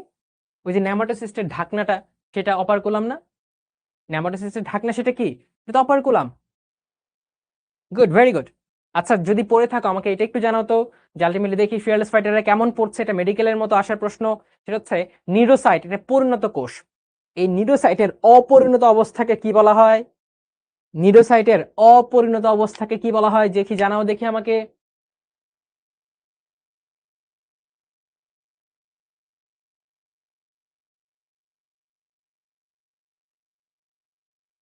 দেখি দেখি, নিউরোব্লাস্ট। সাবাস, গুড, ভেরি গুড। নিউরোব্লাস্ট, সাবাস। আরে নিউরোসাইট না, কি বলে এগুলা? Good good, very good, good, very good. দেখছো, এই যে তুমি পারলা। ধরো এইটাই ভর্তি পরীক্ষা চলে আসবে, নিউরোসাইটের অপরিণত অবস্থায় কি বলে? নিউরোব্লাস্ট। কথা শুনলেই চলে আসবে। এবার মেডিকেল ভর্তি পরীক্ষায় মোটামুটি ক্লাসে যা বলছি সেগুলো আসছে, আলহামদুলিল্লাহ। আমাদের কৃত্য না, আল্লাহ তাআলার কৃত্য। বাট আমরা যেহেতু তোমাদের ভালো চাই, আল্লাহ তাআলা আমাদের মুখ থেকে এমন কথাগুলাই বের করেন যেগুলো ইম্পর্টেন্ট। ঠিক আছে? তো কথাগুলো শুনতে হবে। আচ্ছা, রুল অফ টু আমরা দেখে ফেললাম। এখন চলে আসি দেহকাণ্ড বা ধর। ধর, এটা ধ বৈশূন্য ন, ঠিক আছে? ঢেইশূন্য র। ওকে, এখন চলে আসি। শেষ, এটা লেখা শেষ। লিখছো? ডান। এখন কোথায় যে আমরা দেহকাণ্ডে চলে আসবো। দেহকাণ্ড কি ভাইয়া? দেহকাণ্ড হচ্ছে মাথার শেষ প্রান্ত থেকে শুরু করে একদম পায়ুচ্ছিদ্র পর্যন্ত। তোমাদের বইয়ে হয়তো পায়ুচ্ছিদ্রটা এখানে দেওয়া, তাই না? তোমাদের বইয়ে পায়ুচ্ছিদ্র এখানে দেওয়া। সো এই জায়গা থেকে এই জায়গায় কি আছে? দেহকাণ্ডের অবস্থান। এই অঞ্চলটাকে বলা হয় দেহকাণ্ড বা ধর। আচ্ছা, এখন এখানে কি আছে দেখো। এখানে মেইন বডি। আচ্ছা, এখানে প্রথমে দেখতে পাচ্ছি আইস। কি আছে? আইস। আইসটা কি ধরনের? সাইক্লয়েড ধরনের আইস। আমরা আইসের গঠন পড়বো, কোনো সমস্যা নাই। সাইক্লয়েড ধরনের আইস, এটা হচ্ছে একটা আইস। ওকে, তারপর কি আছে ভাই? এখানে অনেক পাখনা দেখা যাচ্ছে, তাই না? কি কি পাখনা আছে দেখো। রুই মাছে 5 ধরনের পাখনা আছে। কয় ধরনের? 5 ধরনের। আমি দেখাই, দেখো। এটা হচ্ছে দেখো পিঠের মধ্যে, এই যে পিঠের মধ্যে একটা রম্বস আকৃতির, অনেকটা রম্বস আকৃতির একটা পাখনা পিঠের মধ্যে আছে। এটা হচ্ছে রুই মাছের পিঠ। আর এটা হচ্ছে কি? ভেতরের অংশ, অর্থাৎ এটা পৃষ্ঠীয় অংশ, এটা অঙ্কীয় অংশ। যেমন আমাদের এটা পিঠ, এটা হচ্ছে অঙ্কীয় অংশ, পৃষ্ঠীয় অঙ্কীয়। রুই মাছের এটা পিঠ, পিঠের দিকে যে বাড়ি দাও, পিঠে লাগবে, ঠিক আছে? কারণ সেটা এইভাবে চলে, সে কি এইভাবে চলে, ঠিক আছে?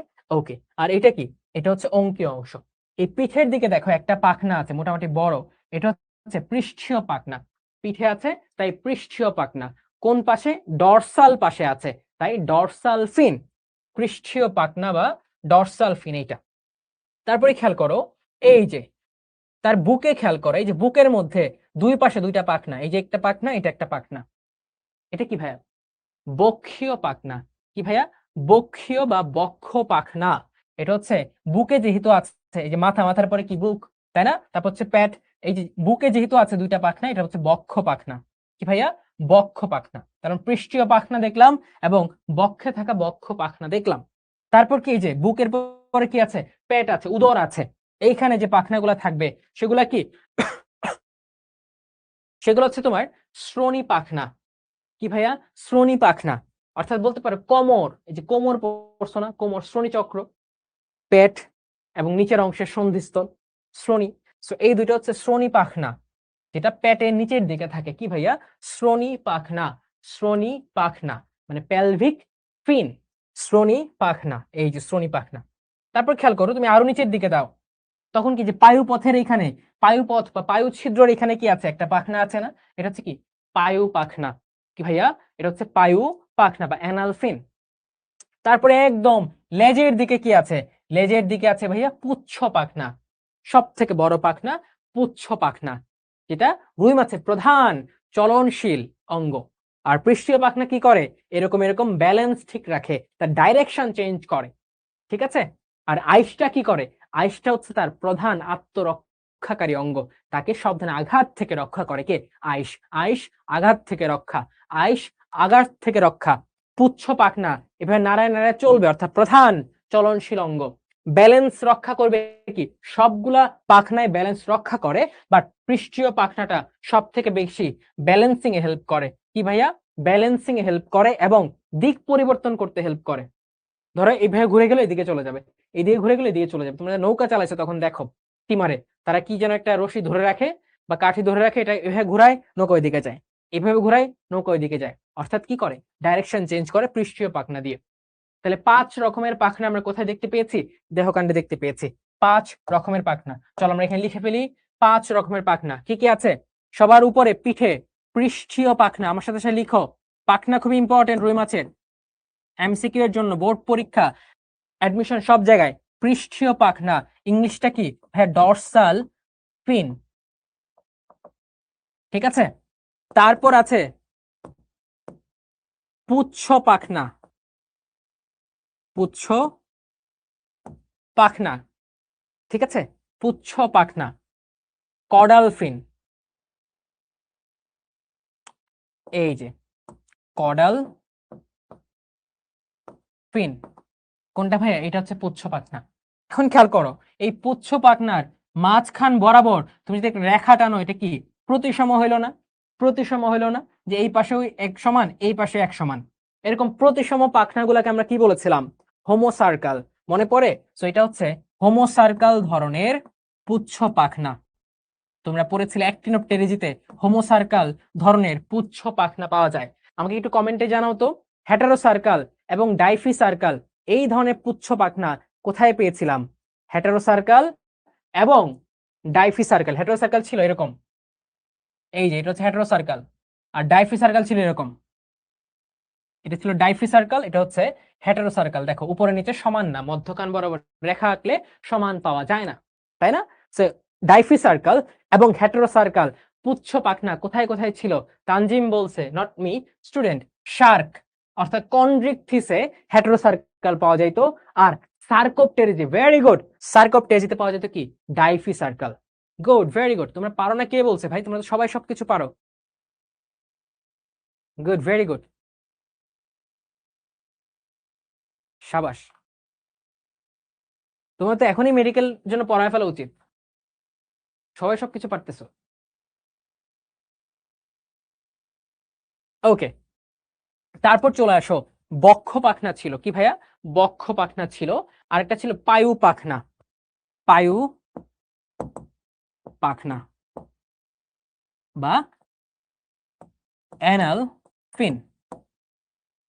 তারপরে কি কি ছিল, তারপর ছিল, দুটো আলাদা লিখছি, কেন লিখছি পরে বলছি, বক্ষ পাখনা বা পেক্টোরাল ফিন, পেক্টোরাল ফিন। তারপর হচ্ছে তোমার এই যে শ্রোণী পাখনা, শ্রোণী পাখনা বা পেলভিক ফিন, পেলভিক ফিন। দেখো এই তিনটাকে একসাথে লিখলাম কারণ এই তিনটা হচ্ছে বেজোড় পাখনা, এরা হচ্ছে কি বেজোড়, আনপেয়ার্ড, অর্থাৎ এগুলা একটা করেই থাকে, ওরা একটি করেই থাকে। তাহলে আমার সাথে সাথে বলো বেজোড় পাখনা কারা, মাথায় রাখবা যাদের নামের মধ্যে প আছে, কি আছে, প, প, পৃষ্ঠীয় পুচ্ছ পায়ু, ওরা কি ভাইয়া, ওরা হচ্ছে বেজোড় পাখনা, ওরা একটা করে আছে। আর যাদের নামের মধ্যে প নাই, দেখো বক্ষ এবং শ্রোণী, বক্ষ এবং শ্রোণী, প নাই, ওরা হচ্ছে কি জোর পাখনা, জোর পাখনা, অর্থাৎ ওরা দুই পাশে, প্রত্যেক পাশে একটা করে, দুই পাশে দুইটা পাখনা থাকে। আর ইংলিশ নামটা দেখো আরো খুব সুন্দর, পেক্টোরাল পেলভিক, আগে কি আছে পি, পি, পি তে পেয়ার, সেটা হচ্ছে পেয়ার্ড পাখনা, অর্থাৎ জোর পাখনা, ঠিক আছে, এটা এমসিকিউ আসে, ছেলে পেলে অনেক ভুল করে, কোনটা জোর কোনটা বেজোর এটা পারে না। এখন আমার সাথে লাস্ট বার বলো যে ভাইয়া নামের আগে প আছে মানে এরা বেজোর, প নাই, ব এবং তালে বস ওরা হচ্ছে কি জোর পাখনা, জোড়ায় জোড়ায় বসে আছে। ঠিক আছে, জোড়ায় জোড়ায় বসে আছে। আর ইংলিশ নামে কি পি আছে, প্যাক্টোরাল এবং পেলভিক, ওরা হচ্ছে জোর পাখনা, ওরা হচ্ছে কি ভাইয়া জোর পাখনা।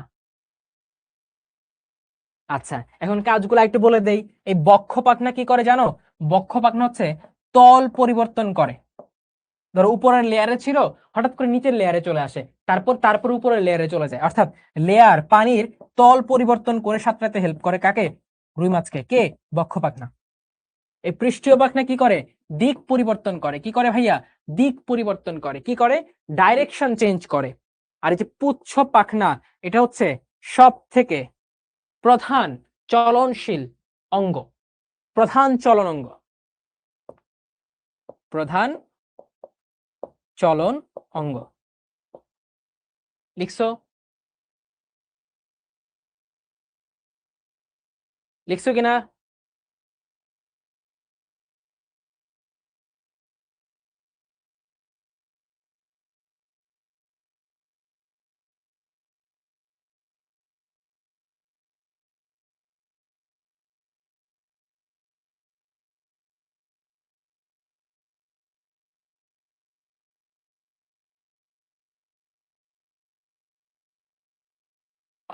লিখছো? লিখলে আমি এটা মুছে ফেলবো। সবাই লিখো।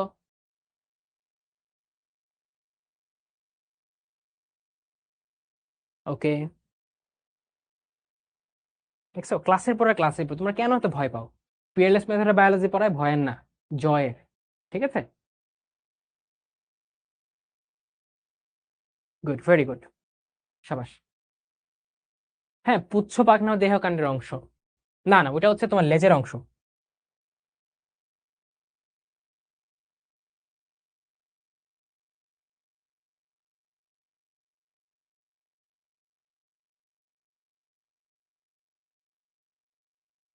আচ্ছা, এখন তোমার একটা প্রশ্ন করি, একটা তোমাকে প্রশ্ন করি, সেটা হচ্ছে ভাই বলো তো, রুই মাছে 5 রকমের পাখনা আছে, কিন্তু রুই মাছে কয়টি পাখনা আছে? এটা আমি একটু জানো তো। রুই মাছে কয়টি পাখনা আছে? কয়টি? টি। 5 রকমের, 5টা টাইপের পাখনা আমরা বলেছি, কিন্তু রুই মাছে কয়টি পাখনা আছে তোমাকে যদি প্রশ্ন করে, এটা তুমি কি পারবে? শ্রোণী পাখনা পায়ে পাখনা সাপোর্টিং কাজ করে, সাপোর্টিং রোল। 6টি 7টি, 6টি কে বলছে? মন খারাপ করলাম, নো নো নো, 7টি। খেয়াল করো, এরা হচ্ছে জোড়া, এটা দুইটা এটা দুইটা, 4টা। আর এই যে 3টা একটা একটা করে, 4 আর 3 কত? 7টা।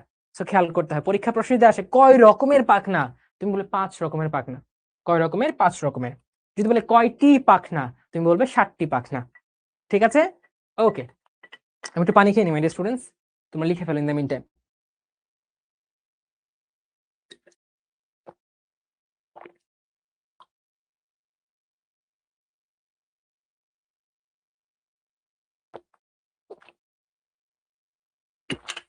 আমরা ক্লাসে আজকে 3টা জিনিস শিখবো বলেছিলাম, সাজেশন, রুই মাছের প্রথম অংশ, এবং লাস্টে একটা বাদ আছে, সেটা কি? একাডেমিক কামব্যাক দেওয়ার সিক্রেট। 4টা কথা বলবো একাডেমিক কামব্যাকের সিক্রেট, বাট ওটা শুনতে হলে তোমার কি ক্লাসের শেষ পর্যন্ত ওয়েট করতে হবে। আচ্ছা, তাহলে আমি এটা মুছে ফেলছি, ডান। তারপর দেহকাণ্ডে আর কি কি থাকে এটা বলি। তুমি এইখানে একদম মাঝ বরাবর, এই মাঝ বরাবর বুঝছো, এই যে এই জায়গায় একটা ডট ডট লাইন দেখতে পাচ্ছ, দুই পাশে দুইটা ডট ডট লাইন আছে, দুই পাশে দুইটা ডট ডট লাইন আছে। এই দুই পাশে যে দুইটা লাইন আছে এগুলোকে বলে ল্যাটেরাল লাইন বা পার্শ্বীয় রেখা। কি বলা হয় ভাইয়া? ল্যাটেরাল লাইন বা পার্শ্বীয় রেখা। এই অনেকের মনোযোগ চলে যাচ্ছে, মনোযোগ চলে গেলে নিজেকে দুইটা বকা দাও, ধুর তুমি কি করতেছো।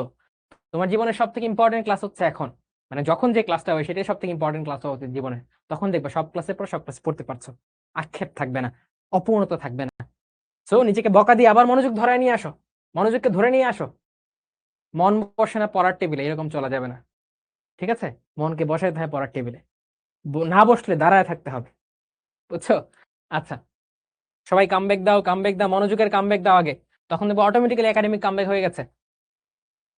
আচ্ছা, যেটা বলছিলাম, এই যে এরকম মাঝখান বরাবর একটা রেখা যায়, এটা হচ্ছে পার্শ্বীয় রেখা বা ল্যাটারাল লাইন, এটা একটা নাম হচ্ছে নিউরোমাস্ট।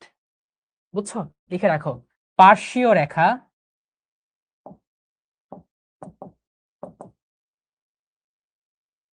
বা নিউরোমাস্ট। নিউরোমাস্ট, নিউরো কথা থেকে বুঝতে পারছো তোমরা? নিউরো কথা থেকে বুঝতে পারছো এখানে ভাই নার্ভ আছে। নার্ভ কি করে? নার্ভ হচ্ছে সংবেদন গ্রহণ করে।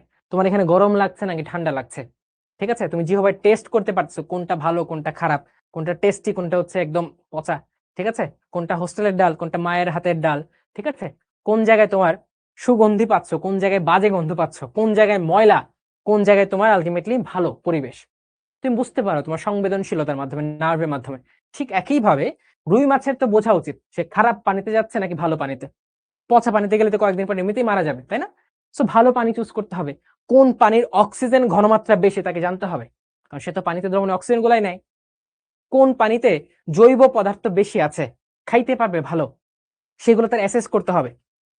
পানির মধ্যে ওয়েব বা রাসায়নিক কেমিক্যালস গুলা যেগুলো আছে সেগুলোকে বিচার বিবেচনা করে বুঝতে হবে কোন জায়গায় তার শিকারী গুলা তার জন্য ওয়েট করছে, প্রেডেটর গুলা ওয়েট করছে, এগুলো তার বুঝতে হবে না? অর্থাৎ তারও তো অনেক কিছু অ্যানালাইসিস করতে হবে, অনেক কিছু অ্যানালাইসিস করে তার একটা জায়গা চুজ করতে হবে, কোন জায়গায় কখন যাবে, কোন জায়গায় কখন যাবে না, কোন জায়গায় তার প্রজনন ঋতুতে যেতে হবে, কোন জায়গায় গেলে তার বৃদ্ধি ভালো হবে, কোন জায়গায় গেলে সে প্রজনন করতে পারবে, তার বুঝতে হবে না? যাবতীয় অ্যাডজাস্টমেন্ট করতে হলে, যাবতীয় জিনিসগুলো অ্যানালাইসিস করতে হলে তার একটা নিউরো কানেকশন দরকার। এই ল্যাটারাল লাইন বা পার্শ্বীয় রেখা বা নিউরোমাস্ট বরাবর তার কি থাকে, এই জিনিসগুলা সেট আপ করা থাকে। এই ল্যাটারাল লাইন দিয়ে সে বুঝতে পারে আমার ভারসাম্য ঠিক আছে নাকি নাই, বুঝতে পারে এই পানিটা ভালো নাকি খারাপ, এখানে আমার খাবার আছে নাকি নাই, এখানে অক্সিজেন ঘনমাত্রা ঠিক আছে নাকি নাই, এগুলো সে বুঝতে পারে কি পার্শ্বীয় রেখা বা নিউরোমাস্ট দিয়ে। পার্শ্বীয় রেখা কয়টা থাকে? দুইটা। কয়টা ভাইয়া? দুইটা। দুই পাশে দুইটা, দুই পাশে দুইটা। এটা কি বরাবর? তার দৈর্ঘ্য বরাবর, তার দৈর্ঘ্য বরাবর। এই দেখো অনুদৈর্ঘ্য রেখা, অনুদৈর্ঘ্য রেখা,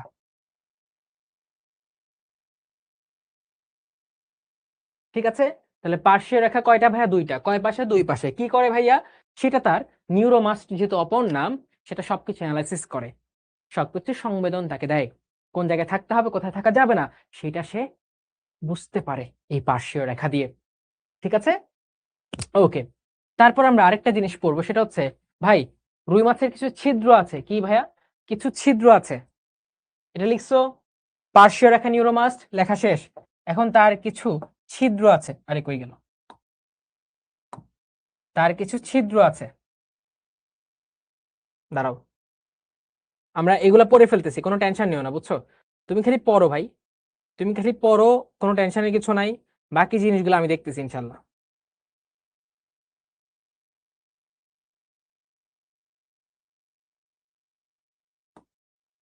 আচ্ছা, এখানে কয়েকটা ছিদ্র আছে, তার কয়েকটা ছিদ্র আছে দেহকাণ্ডে। কোথায়?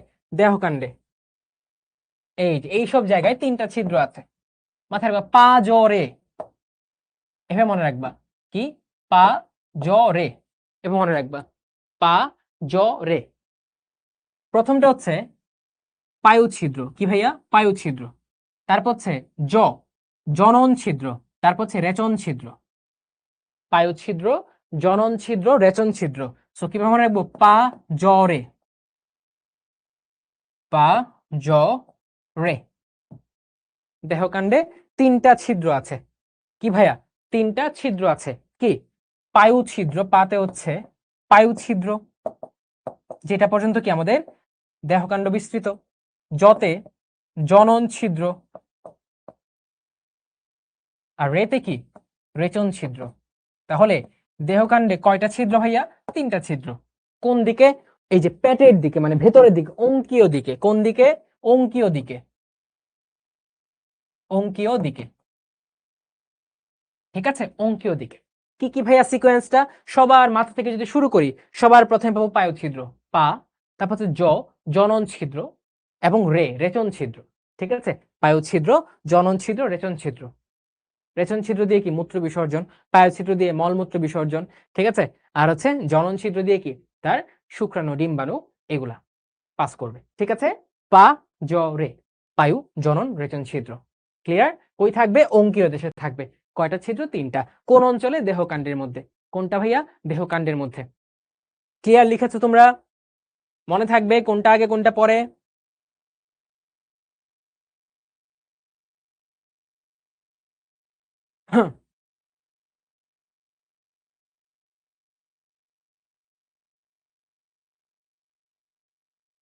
গুড, ভেরি গুড, ক্লিয়ার, সমস্যা নাই, একদম প্যারা নাই, চিল, বুঝছো। ফিয়ারলেস মেথডে বায়োলজি পড়বো, বায়োলজিকে জয় করে ফেলবো, কোনো সমস্যা নেই। আচ্ছা, তো আমরা দেহকাণ্ড পড়ে ফেললাম, এখন লেজ। লেজ আমরা পড়ে ফেলছি মোটামুটি। লেজ কি ভাইয়া? লেজ হচ্ছে, ধরো এটা হচ্ছে জনন পায়ু ছিদ্র, এটা ধরো পায়ু ছিদ্র, পায়ু ছিদ্র থেকে শুরু করে, পায়ু ছিদ্র থেকে শুরু করে এই অংশ, এটা হচ্ছে লেজ। লেজের মধ্যে কি আছে? পুচ্ছ পাখনা আছে। এটা কি? হোমোসার্কাল ধরনের। এই পুচ্ছ পাখনা কি প্রধান চলনাঙ্গ, আমরা এগুলো পড়ে ফেলেছি। সো লেজও পড়া আমার শেষ, লেজ পড়া শেষ। এখন যেটা পড়বো সেটা হচ্ছে ভাই রুই মাছ। এটা গুরুত্বপূর্ণ মাছ, পৃথিবীতে অনেক বিজ্ঞানী তাকে নিয়ে গবেষণা করছে, আমরা খায়া বাঁচে আছি। ওর কি একটা শ্রেণীতাত্ত্বিক অবস্থান থাকা উচিত না?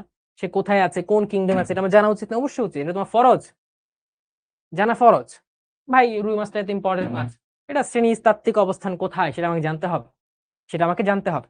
চল আমরা রুই মাছের শ্রেণীতাত্ত্বিক অবস্থাটা জানার চেষ্টা করি।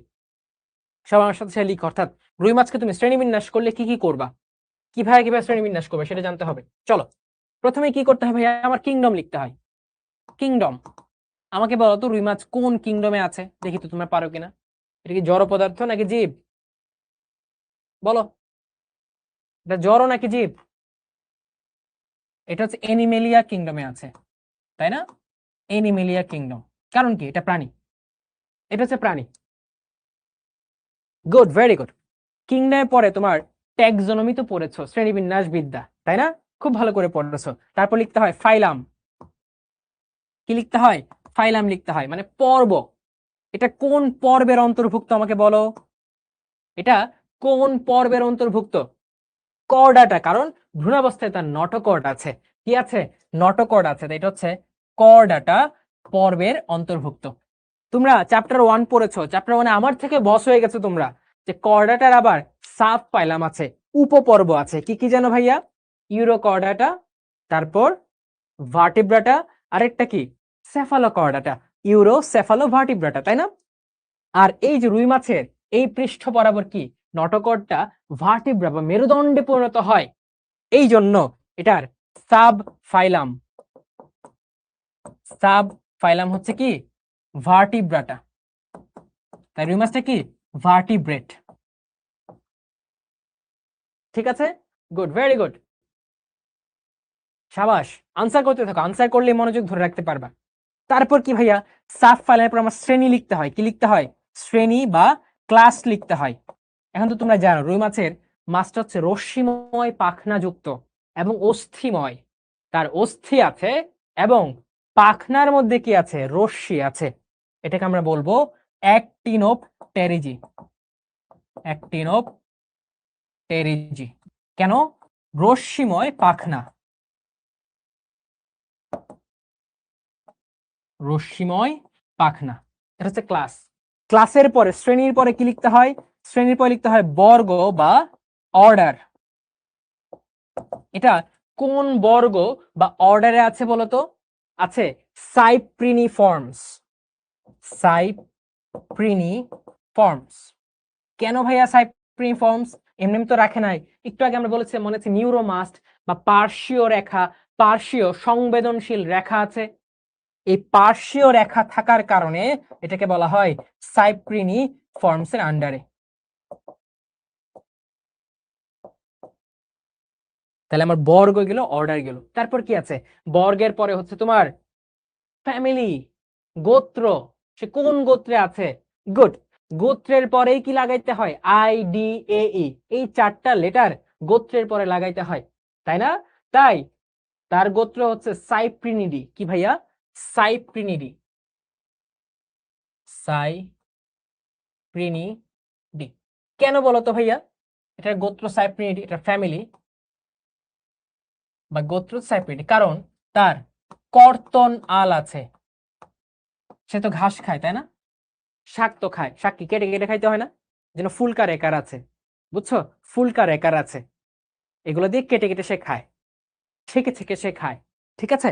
সো কর্তন আল থাকার কারণে আমরা এটাকে বলছি সাইপ্রিনিডি, কি বলছি, সাইপ্রিনিডি। আর ভোমার নাই, বুঝছো, ভোমার নাই, ভোমার নেই। আচ্ছা, তারপর জেনাস বা গণ, কোন গণে আছে, আমরা পড়েছি এটা ল্যাবিও গণে আছে। কেন ল্যাবিও, একটু আগে বলেছে তার মোটা মোটা লোবের মতো, পিণ্ডের মতো, মাংসের মতো ঠোঁট আছে, ল্যাবিও হচ্ছে তার মাংসল ঠোঁট, এই জন্য তাকে ল্যাবিওতে রাখা হয়েছে। তারপর নাম কি দিয়েছি, রোহিতা, তার নাম দিয়েছি রোহিতা। এটা কি কোত্থেকে আসছে, রোহিত থেকে আসছে না, রোহিত থেকে আসে নাই, রোহিতা, রুই মাছ, রুহু ফিশ, রোহিতা থেকে আসছে, ঠিক আছে। সো তার স্পিসিস হচ্ছে ল্যাবিও রোহিতা, ঠিক আছে, এটা হচ্ছে সাইন্টিফিক নাম। কে দিয়েছেন, হ্যামিল্টন, কে দিয়েছেন, হ্যামিল্টন। এটা হচ্ছে শ্রেণীতাত্ত্বিক অবস্থান। ভোমার হচ্ছে একটা অস্থি, ভোমার হচ্ছে একটা অস্থি, ঠিক আছে, ভোমার হচ্ছে অস্থি। এখন তুমি একটা স্ক্রিনশট নিয়ে নাও মাই ডিয়ার স্টুডেন্টস, এবং স্ক্রিনশট নেওয়ার পর আমি তোমাকে, তুমি ঘড়ি ধরে 1.5 মিনিট বা এর এর কিছুক্ষণ কম কিছু কথা বলবো, যে কিভাবে কলেজ লাইফে তুমি কামব্যাক দিবা।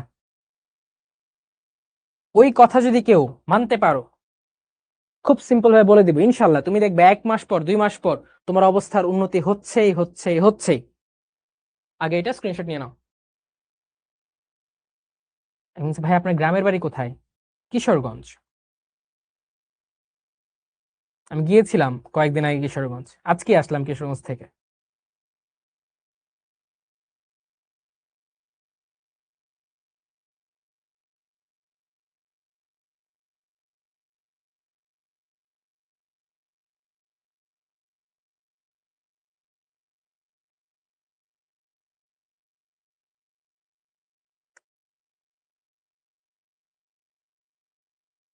লিখেছো, স্ক্রিনশট নিয়েছো,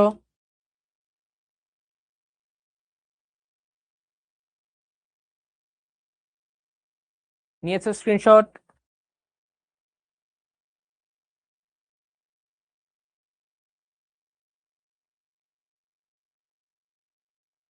এগুলো বাংলায় লিখলে কি নাম্বার দিবে, চেষ্টা করবো ইংলিশে লিখার, চেষ্টা করবো ইংলিশে লিখার, হ্যাঁ।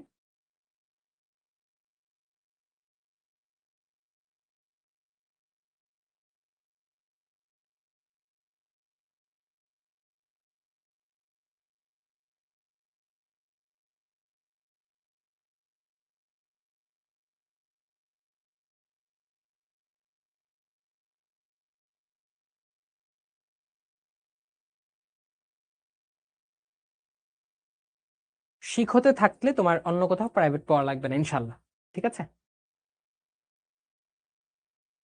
আচ্ছা ডান। এখন দেখো আমি তোমাকে আহ, আগামী কয়েক সেকেন্ড বা 1-2 মিনিট, তোমার এই যে কলেজ লাইফের অবস্থায় আছো, যে কারণে হোক না কেন, তোমার কলেজ তো স্যুট করে নাই, ফ্রেন্ড সার্কেল বাজে হয়ে গেছে, বা তুমি মানায় নিতে পারছো না, হোস্টেলে আছো মানাইতে পারতেছো না, ঠিক আছে, এই যে একটা প্যারার মধ্যে আছো, এই প্যারার কারণে তুমি একটু পিছিয়ে গেছো, এখন তুমি কামব্যাক কিভাবে দিবা, তোমার অনেক ক্লাস গ্যাপ পড়ে গেছে তাই না, অনেক পরীক্ষার, বা এই যে ফার্স্ট টাইম পরীক্ষা হলো খুব একটা ভালো রেজাল্ট করতে পারো নাই, হোয়াট এভার ইট ইজ, আর তুমি প্রথমত দেখো সাইকোলজি, সাইকোলজি, সাইকোলজি, মেন্টালি এখন আমার সাথে সাথে বলো ভাই, আমার অনেক সময় আছে, আমি এখন থেকে যদি ঘুরে দাঁড়াই, এই ক্লাস থেকে যদি ঘুরে দাঁড়াই, ইনশাল্লাহ আমি একদম টপ করতে পারবো, এটা আমার সাথে সবাই বলো, এবং খাতায় লিখে ফেলো যে from today I will fight like a fearless king. লিখো, খাতায় লিখো, মেন্টালিটি লিখো, বাদ দাও সমস্ত কিছু, বাদ দাও সমস্ত টেনশন গ্যাপ কিছু, সবকিছু বাদ দাও, জাস্ট এই কথাটা ফিল করো এবং খাতায় লিখো। কামব্যাক হবে না মানে অবশ্যই হবে ইনশাল্লাহ। আমি অনেককেই চিনি যারা কলেজ লাইফে শুরুতে ভালো করতে পারে নাই, বাট পরবর্তীতে রিয়েলাইজেশন হয়েছে তার, খুব ভালো করে পড়াশোনা করার চেষ্টা করেছে, এবং তারা তার জায়গা থেকে অনেক অনেক ভালো জায়গায় গিয়েছে। লিখছো, সো সাইকোলজি ক্রিয়েট করো, যে পজিটিভ সাইকোলজি, আমি এখন থেকেই পারবো ইনশাল্লাহ, I will fight like a fearless king, ঠিক আছে, এটা আজকের মটো। আজকে slogan, I will fight like a fearless fighter. ঠিক আছে, ওকে। ফেইল করো, যাই করো, অনেক পড়া বাকি, leave it, everything leave behind, just এইটা ফোকাস করো। দেন তোমার গ্যাপ পড়ে গেছে না, তুমি আমার সাথে বলো ভাই যেগুলা গ্যাপ পড়ে গেছে এগুলাকে আমি কেয়ার করি না, বাদ, বলো। কারণ এই গ্যাপের টেনশন তোমার সামনে আগানো হচ্ছে না, গ্যাপের বোঝা তোমাকে টেনে রাখছে। তো তুমি বলো ভাই গ্যাপ পড়ে গেছে মানে গেছে, এগুলো আমি পরে দেখবো, ওইগুলো টেনশনই করবো না। ঠিক আছে, আজকে থেকে প্রতিজ্ঞা করলাম, এখন থেকে আজকে থেকে এই ক্লাস থেকে প্রত্যেক দিনের পড়া প্রত্যেক দিন পড়বো, বা প্রত্যেক দিন পড়া প্রত্যেক না করতে পারলেও পরের দিন ক্লাসটা করে ফেলবো। এটা বলো যে আজকে থেকে তুমি গ্যাপ নতুন করে ক্রিয়েট করবা না। সিম্পল থিং, যে ভাই আর নতুন করে গ্যাপ ক্রিয়েট করবো না। ঠিক আছে, পুরাতন গ্যাপ নিয়ে টেনশন করার কিছু নয়, নতুন করে গ্যাপ কোনো ক্রিয়েট করবো না। আচ্ছা, এখন হচ্ছে ভাইয়া আগের যে চ্যাপ্টারগুলো পড়াইছেন অনেক চ্যাপ্টার তো লিঙ্কড, ওই চ্যাপ্টারগুলো না পড়লে কি পরের চ্যাপ্টারগুলো পারবো? এটা একটা প্রশ্ন থেকে যায়, তাহলে ওই গ্যাপটা তোমার ফিল আপ করতে হবে।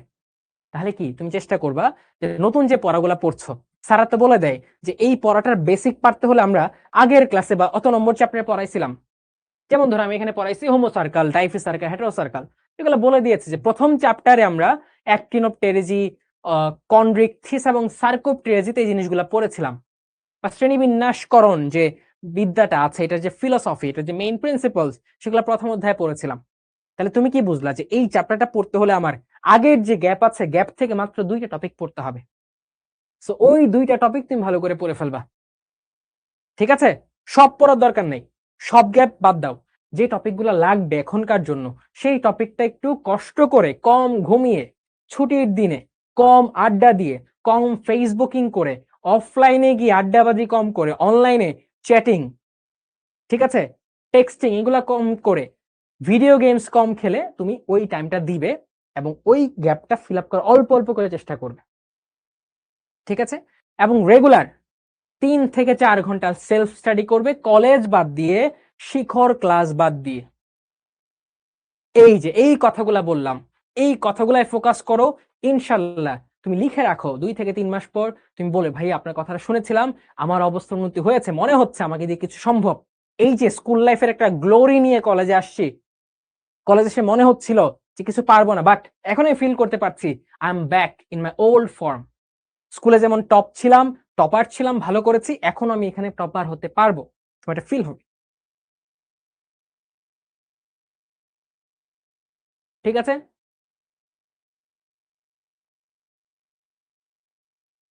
Clear, good, very good. তাহলে আজকের হেডলাইন কি, স্লোগান কি? We will fight like a fearless king, fearless fighter. ঠিক আছে, ওকে। তাহলে আমরা আরেকটা ছোট্ট অংশ বাকি আছে ক্লাসের, কমেন্ট অফ করে দিচ্ছি, ছোট্ট অংশটা আমি শেষ করে দিই। আইস, রুই মাছের আইস, তুমি লিখে রাখো রুই মাছের আইস থেকে আমার একটা এমসিকিউ অথবা সিকিউ এর গ নাম্বার আসবেই। ঠিক আছে,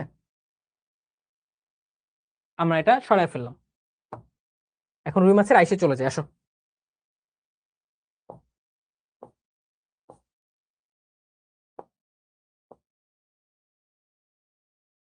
এই যে রুই মাছের আইস, আইস কিন্তু মোটামুটি আমরা পড়ে ফেলেছি, আইস কিন্তু মোটামুটি আমরা পড়ে ফেলেছি। আমার সাথে বলো তো আইসটা কি ধরনের আইস? এই রুই মাছের আইস হচ্ছে তোমার কি ধরনের বলো? রুই মাছের আইস হচ্ছে সাইক্লয়েড। কি ভাইয়া? সাইক্লয়েড ধরনের আইস, সাইক্লয়েড, সাইক্লয়েড ধরনের আইস, এটা হচ্ছে রুই মাছের আইস, সাইক্লয়েড। দেখ কতবার বলছি, এটা কত ইম্পর্টেন্ট বুঝতে পারছো? ওকে, তারপর উৎপত্তি কোত্থেকে হয় আমরা পড়েছি, আমাদের ত্বকের 2টা স্তর আছে, এপিডার্মিস এবং ডার্মিস। এই আইসের উৎপত্তি হয়, উৎপত্তি ডার্মিস থেকে। কোত্থেকে? ডার্মিস থেকে। এটা হচ্ছে মাছের এবং সরীসৃপের আইসের পার্থক্য, বুঝছো? ডার্মিস থেকে হচ্ছে আইসটা তৈরি হয়, অর্থাৎ ডার্মাল লেয়ার, ডার্মাল লেয়ার থেকে উৎপত্তি হয়। কি হয় ভাইয়া? উৎপত্তি হয়। যে কথাগুলো এখানে লিখবো সবগুলা কথা ইম্পর্টেন্ট, সবগুলা কথা ইম্পর্টেন্ট। রুই মাছের আইসের 3টা অংশ আছে, 3টি অংশ। একটা হচ্ছে অগ্রভাগ, অগ্রভাগ।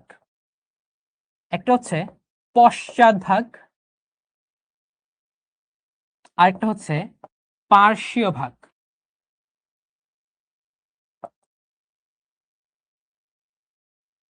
পার্শ্বীয় ভাগ, ঠিক আছে, পার্শ্বীয় ভাগ। ওকে, ডান। এখন অগ্রভাগ কি দিয়ে তৈরি? অগ্রভাগটা আমরা অ্যাকচুয়ালি দেখি না, বুঝছো, দেখি না। এই অগ্রভাগটা এই ডার্মিসে লেগে থাকে, গেঁথে থাকে। আইস তো এমনিতে জুড়ি মাঝে সাঁতার কাটে, পড়ে যায়, পড়ে যায় না, কারণ কি গাঁথা আছে, শক্তভাবে গাঁথা আছে। তো অগ্রভাগ গাঁথা থাকে। আমি দেখতে পাচ্ছি কিছু ছেলে পেলে এখন ক্লাস থেকে চলে যাচ্ছে। এই যে তুমি একটু আগে শপথ করলে কিন্তু ক্লাস থেকে এখন চলে যাচ্ছ, এটা সেলফ কন্ট্রাডিক্টরি, নিজেকে নিজে ছোট করা, নিজেকে বারবার ছোট করছি আমরা। বাট এই 1.5 ঘন্টার ক্লাস যদি আমি সহ্য করে বা অ্যাটেনশন নিয়ে কষ্ট করে না করতে পারি, আমি কিভাবে এক্সপেক্ট করি যে আমি ভালো কিছু করব? এটা চিন্তার বিষয়, চিন্তা করবে। অ্যাডমিশনে তো 3 ঘন্টার ক্লাস করতে হয়, 4 ঘন্টার ক্লাস করতে, আমরা এমন হয়েছে 4 ঘন্টা 5 ঘন্টা ক্লাস করাইছি। বাট তারা করছে, যারা করছে তারাই ভালো করছে। তোমাকে পুশ করতে হবে নিজেকে, হ্যাঁ। আচ্ছা, অগ্রভাগ কি? এই ডার্মিসে বা ডার্মাল পকেট, পকেটে যেমন ঢোকানো থাকে, যে কলম ঢুকায় রাখলাম, ঠিক আছে, সো এরকম আলটিমেটলি ডার্মাল পকেটের মধ্যে আইসের সামনের অংশটা গাঁথা থাকে বা ঢোকানো থাকে। গাঁথাকে বলা হয় প্রথিত, বুঝছো, প্রথিত বা এমবেডেড থাকে, গাঁথা থাকে, ঠিক আছে, প্রথিত বা গাঁথা। ওকে, তারপর পশ্চাৎ ভাগটা তোমার উন্মুক্ত থাকে। কি থাকে ভাইয়া? উন্মুক্ত, এটা তুমি বাইরে থেকে দেখতে পারো। আচ্ছা, আর দুই পাশে 2টা পার্শ্বীয় ভাগ, দুই পাশে হচ্ছে পার্শ্বীয় ভাগ থাকে, ঠিক আছে। আচ্ছা, এখন আমরা যে গঠনটার দিকে একটু তাকাই, এই ধরো গঠন, এখানে দেখো, এই যে রুই মাছের আইসটা একদম কেন্দ্রে একটা পয়েন্ট দিলাম, এটা কি? কেন্দ্র, কেন্দ্রিকা। কেন্দ্রিকা মানে কি? নিউক্লিয়াস, মানে এটা হচ্ছে নিউক্লিয়াস। এটাকে ফোকাস বা নিউক্লিয়াস বলা হয়, ফোকাস বা নিউক্লিয়াস বলা হয়, বুঝছো, ফোকাস বা নিউক্লিয়াস। ওকে, এখন এই নিউক্লিয়াসের বাহিরে কি? ইলেকট্রন যেমন ঘুরতে থাকে না, একটা উপবৃত্তাকার বৃত্তাকার কক্ষপথে, পড়েছো তো কক্ষপথে, এইটাকে কেন্দ্র করে অনেক অনেক কক্ষপথ আছে। দেখো অনেক অনেক কক্ষপথ, ক্ষুদ্র ক্ষুদ্র রেখা, দেখছো, এই যে একটা রেখা, এই যে একটা রেখা, অসংখ্য রেখা এরকম সার্কেল করে ঘুরে আছে, সার্কেল করে তাকে ঘুরে আছে, কাকে? ফোকাসকে। তো যে রেখাগুলা এরকম সার্কেল করে আছে, এগুলাকে বলা হয় সার্কুলি, পার্কুলি না, হ্যাঁ, এটা হচ্ছে সার্কুলি, সার্কেল করে। এই সার্কুলি গুলার মধ্যে দেখো কোন কোন রেখা অনেক উজ্জ্বল, এই যে সব থেকে উজ্জ্বল লাল লাল অনেক উজ্জ্বল রেখা। সার্কুলিগুলার মধ্যে যে রেখাগুলা, যে সার্কুলিগুলা অসংখ্য অসংখ্য দূর থেকেও দেখা যায়, অনেক উজ্জ্বল গাঢ় লাল, সেগুলা কি বলা হয় জানো? অ্যানুলাস। কি বলা হয়? অ্যানুলাস। তাহলে বলতে পারো না সকল অ্যানুলাসেই সার্কুলি, কিন্তু সকল সার্কুলি অ্যানুলাস নয়। সেই সার্কুলিগুলাই অ্যানুলাস, যেগুলা গাঢ় হয়, মোটা হয়, এবং এই অ্যানুলাস গুলা, অ্যানুলাস কথাটা অ্যানুয়াল থেকে, মাথায় রাখবে, অ্যানুয়াল অর্থাৎ বার্ষিক রেখা, অর্থাৎ প্রতি বছরে একটা করে অ্যানুলাস হয়। অর্থাৎ একটা সার্কুলিকে অনেক গাঢ় মোটা হইতে হলে 1 বছর সময় লেগে যায়, সেটা হচ্ছে অ্যানুলাস 1 বা বর্ষ রেখা। তারপর দেখো আরেকটা অ্যানুলাস, অ্যানুলাস 2, তারপর আরেকটা অ্যানুলাস, অ্যানুলাস 3। তার মানে কি 1 বছর পর অ্যানুলাস 1 হইছে, 2 বছর পর 2 হইছে, 3 বছর পর 3 হইছে। আমরা বলতে পারছি এই যে আইসটা, এটা এমন একটা মাছের আইস যার বয়স 3 বছর। তার মানে আমরা কি বুঝতে পারছি? মাছের বয়স নির্ধারণ করতে পারি আমরা অ্যানুলাস দিয়ে।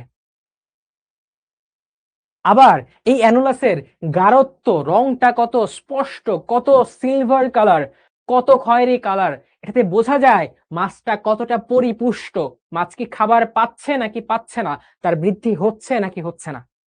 তাহলে দেখো মাছের আইস তার কথা বলে, জীবনের কথা বলে, বয়সের কথা বলে, কতটুকু খাবার পাচ্ছে সে কি নিগৃহীত নাকি সুবিধা পাচ্ছে নাকি সুবিধা বঞ্চিত সেইগুলার কথা বলে। অর্থাৎ মাছের আইসের দিকে তাকিয়ে তুমি মাছের জীবন চক্রটা মোটামুটি বলে ফেলতে পারবা। এই জন্য আইসটা তো ইম্পর্টেন্ট। ঠিক আছে, তারপর খেয়াল করো এই অ্যানুলাস থেকে বা ফোকাস থেকে কিছু রেখা পরিধি বরাবর চলে গেছে। এই যে কিছু রেখা পরিধি বরাবর চলে গেছে, দেখতে পাচ্ছ এই যে পরিধি বরাবর রেখা চলে গেছে, এই যে পরিধি বরাবর রেখা চলে গেছে এগুলাকে বলা হয় রেডাই। কি বলা হয়? এই যে বানানটা হচ্ছে রেডাই, এটা বহু বচন। এই যে রেডিয়াস, এই যে রেডিয়াসের বহু বচন হচ্ছে তোমার রেডাই। এটা সিঙ্গুলার, এটা হচ্ছে প্লুরাল। এইটা আমি যে বছর মেডিকেল ভর্তি পরীক্ষা দেই সেই বছর আসছিল রেডিয়াসের প্লুরাল ফর্ম কি, রেডাই। তোমরা নাম্বার চেঞ্জ পড়বা, সেখানে দেখবা ফরেন ওয়ার্ড রেডিয়াম লিখছি কেন, রেডিয়াস। ফরেন ওয়ার্ড বা বিদেশি শব্দসমূহের মধ্যে লাস্টে যদি ইউএস থাকে, এই ইউএস এর পরিবর্তে আই দিয়ে সেটাকে প্লুরালে রূপান্তর করতে হয়। তাহলে খেয়াল করো এই রেডিয়াস, মাঝখানে ইংলিশও পড়াই দিচ্ছে, মেডিকেল ইংলিশ। এই যে রেডিয়াস লাস্টে কি আছে, ইউএস, এর বদলে কি হবে, আই হবে। তাহলে প্লুরালটা কি হয়, আর এ ডি আই তো আগেই ছিল, আর প্লুরাল করার জন্য আরেকটা আই, রেডিয়াস। রেডিয়াস থেকে রেডাই। ঠিক আছে, মাথায় রাখতে হবে। আচ্ছা, রেডাই। তারপর খেয়াল করো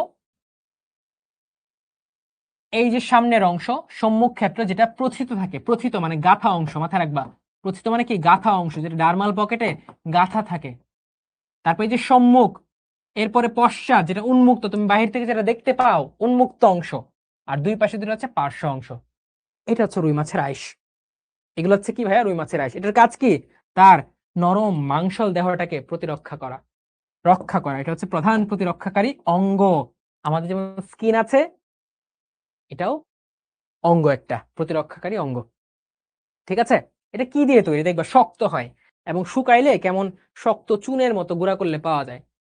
ঠিক আছে, তো এটা অসংখ্য চুন জাতীয় পদার্থ এবং কোলাজেন, কোলাজেনকে একটা প্রোটিন জাতীয় পদার্থ, অসংখ্য কোলাজেন সুতার মতো পদার্থ এবং চুন জাতীয় পদার্থ দিয়ে এটা তৈরি। তাহলে কি দিয়ে তৈরি, চুন এবং কোলাজেন দিয়ে তৈরি। কি দিয়ে তৈরি, চুন এবং কোলাজেন দিয়ে তৈরি। ঠিক আছে,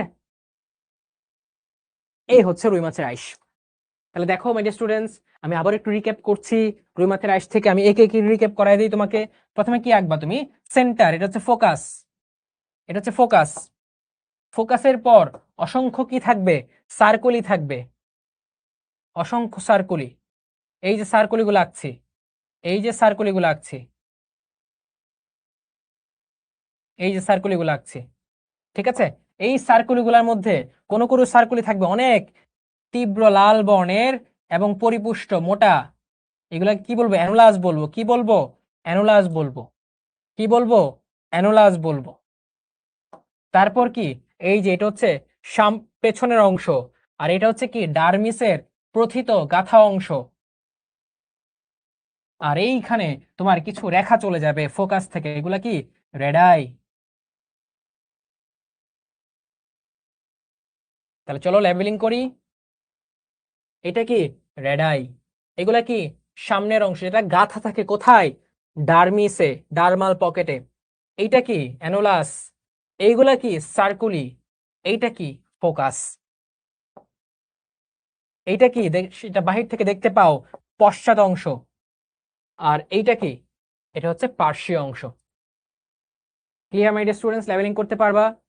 এখন বলো, ক্লাস যে করলা তুমি, তোমার বইয়ে যাবা রুই মাছের স্বভাব, বাহ্যিক গঠন, আইস পর্যন্ত যা যা ইম্পর্টেন্ট, যেগুলো পরীক্ষায় আসবে ইনশাল্লাহ, সেগুলো তোমার পড়া শেষ হয়ে গেছে, সেগুলো পড়া শেষ হয়ে গেছে। বইটা খোলো, দেখবা সবকিছু ফকফকা লাগতেছে।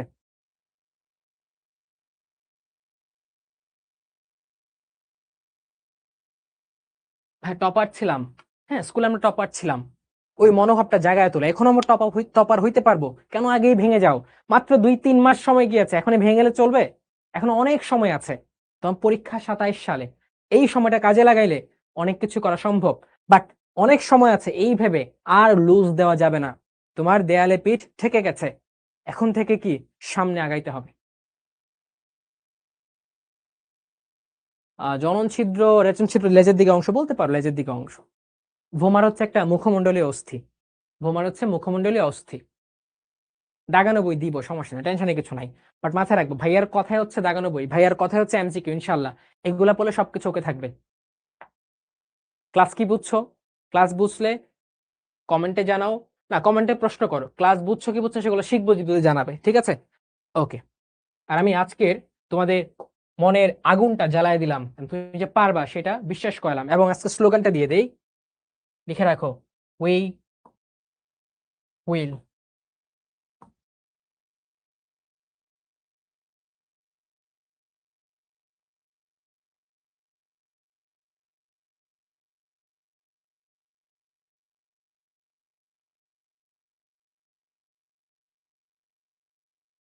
কি করবো তো, ফাইট করবো তো নাকি হেরে যাব?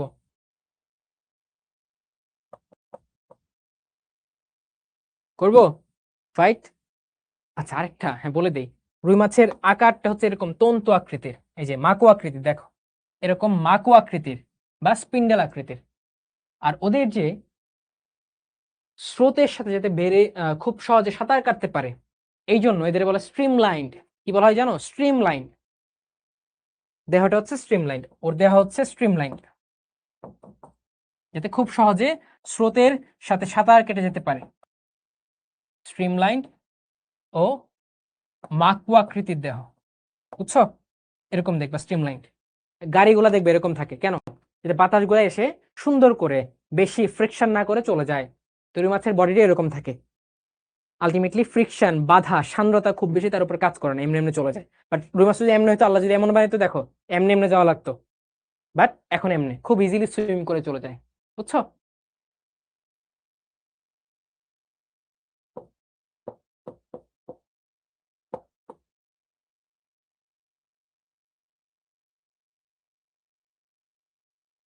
ক্লিয়ার?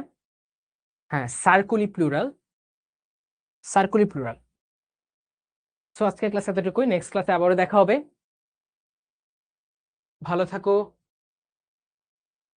সুস্থ থাকো, দেখা হবে নেক্সট ক্লাসে। আসসালামু আলাইকুম।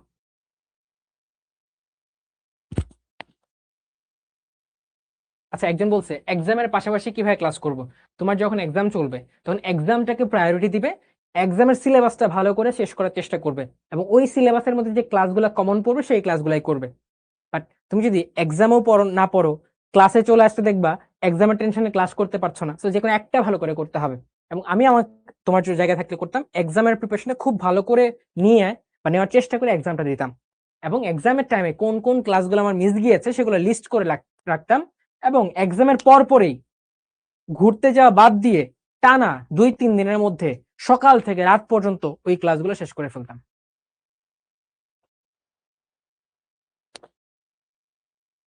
ওকে, থ্যাংক ইউ, বাই। গাইড কেনা দরকার নেই, practice book is good enough. আমাদের ম্যাজিক বুক হচ্ছে প্র্যাকটিস বুক। প্র্যাকটিস বুকটা খুলে দেখবা সবকিছু আছে।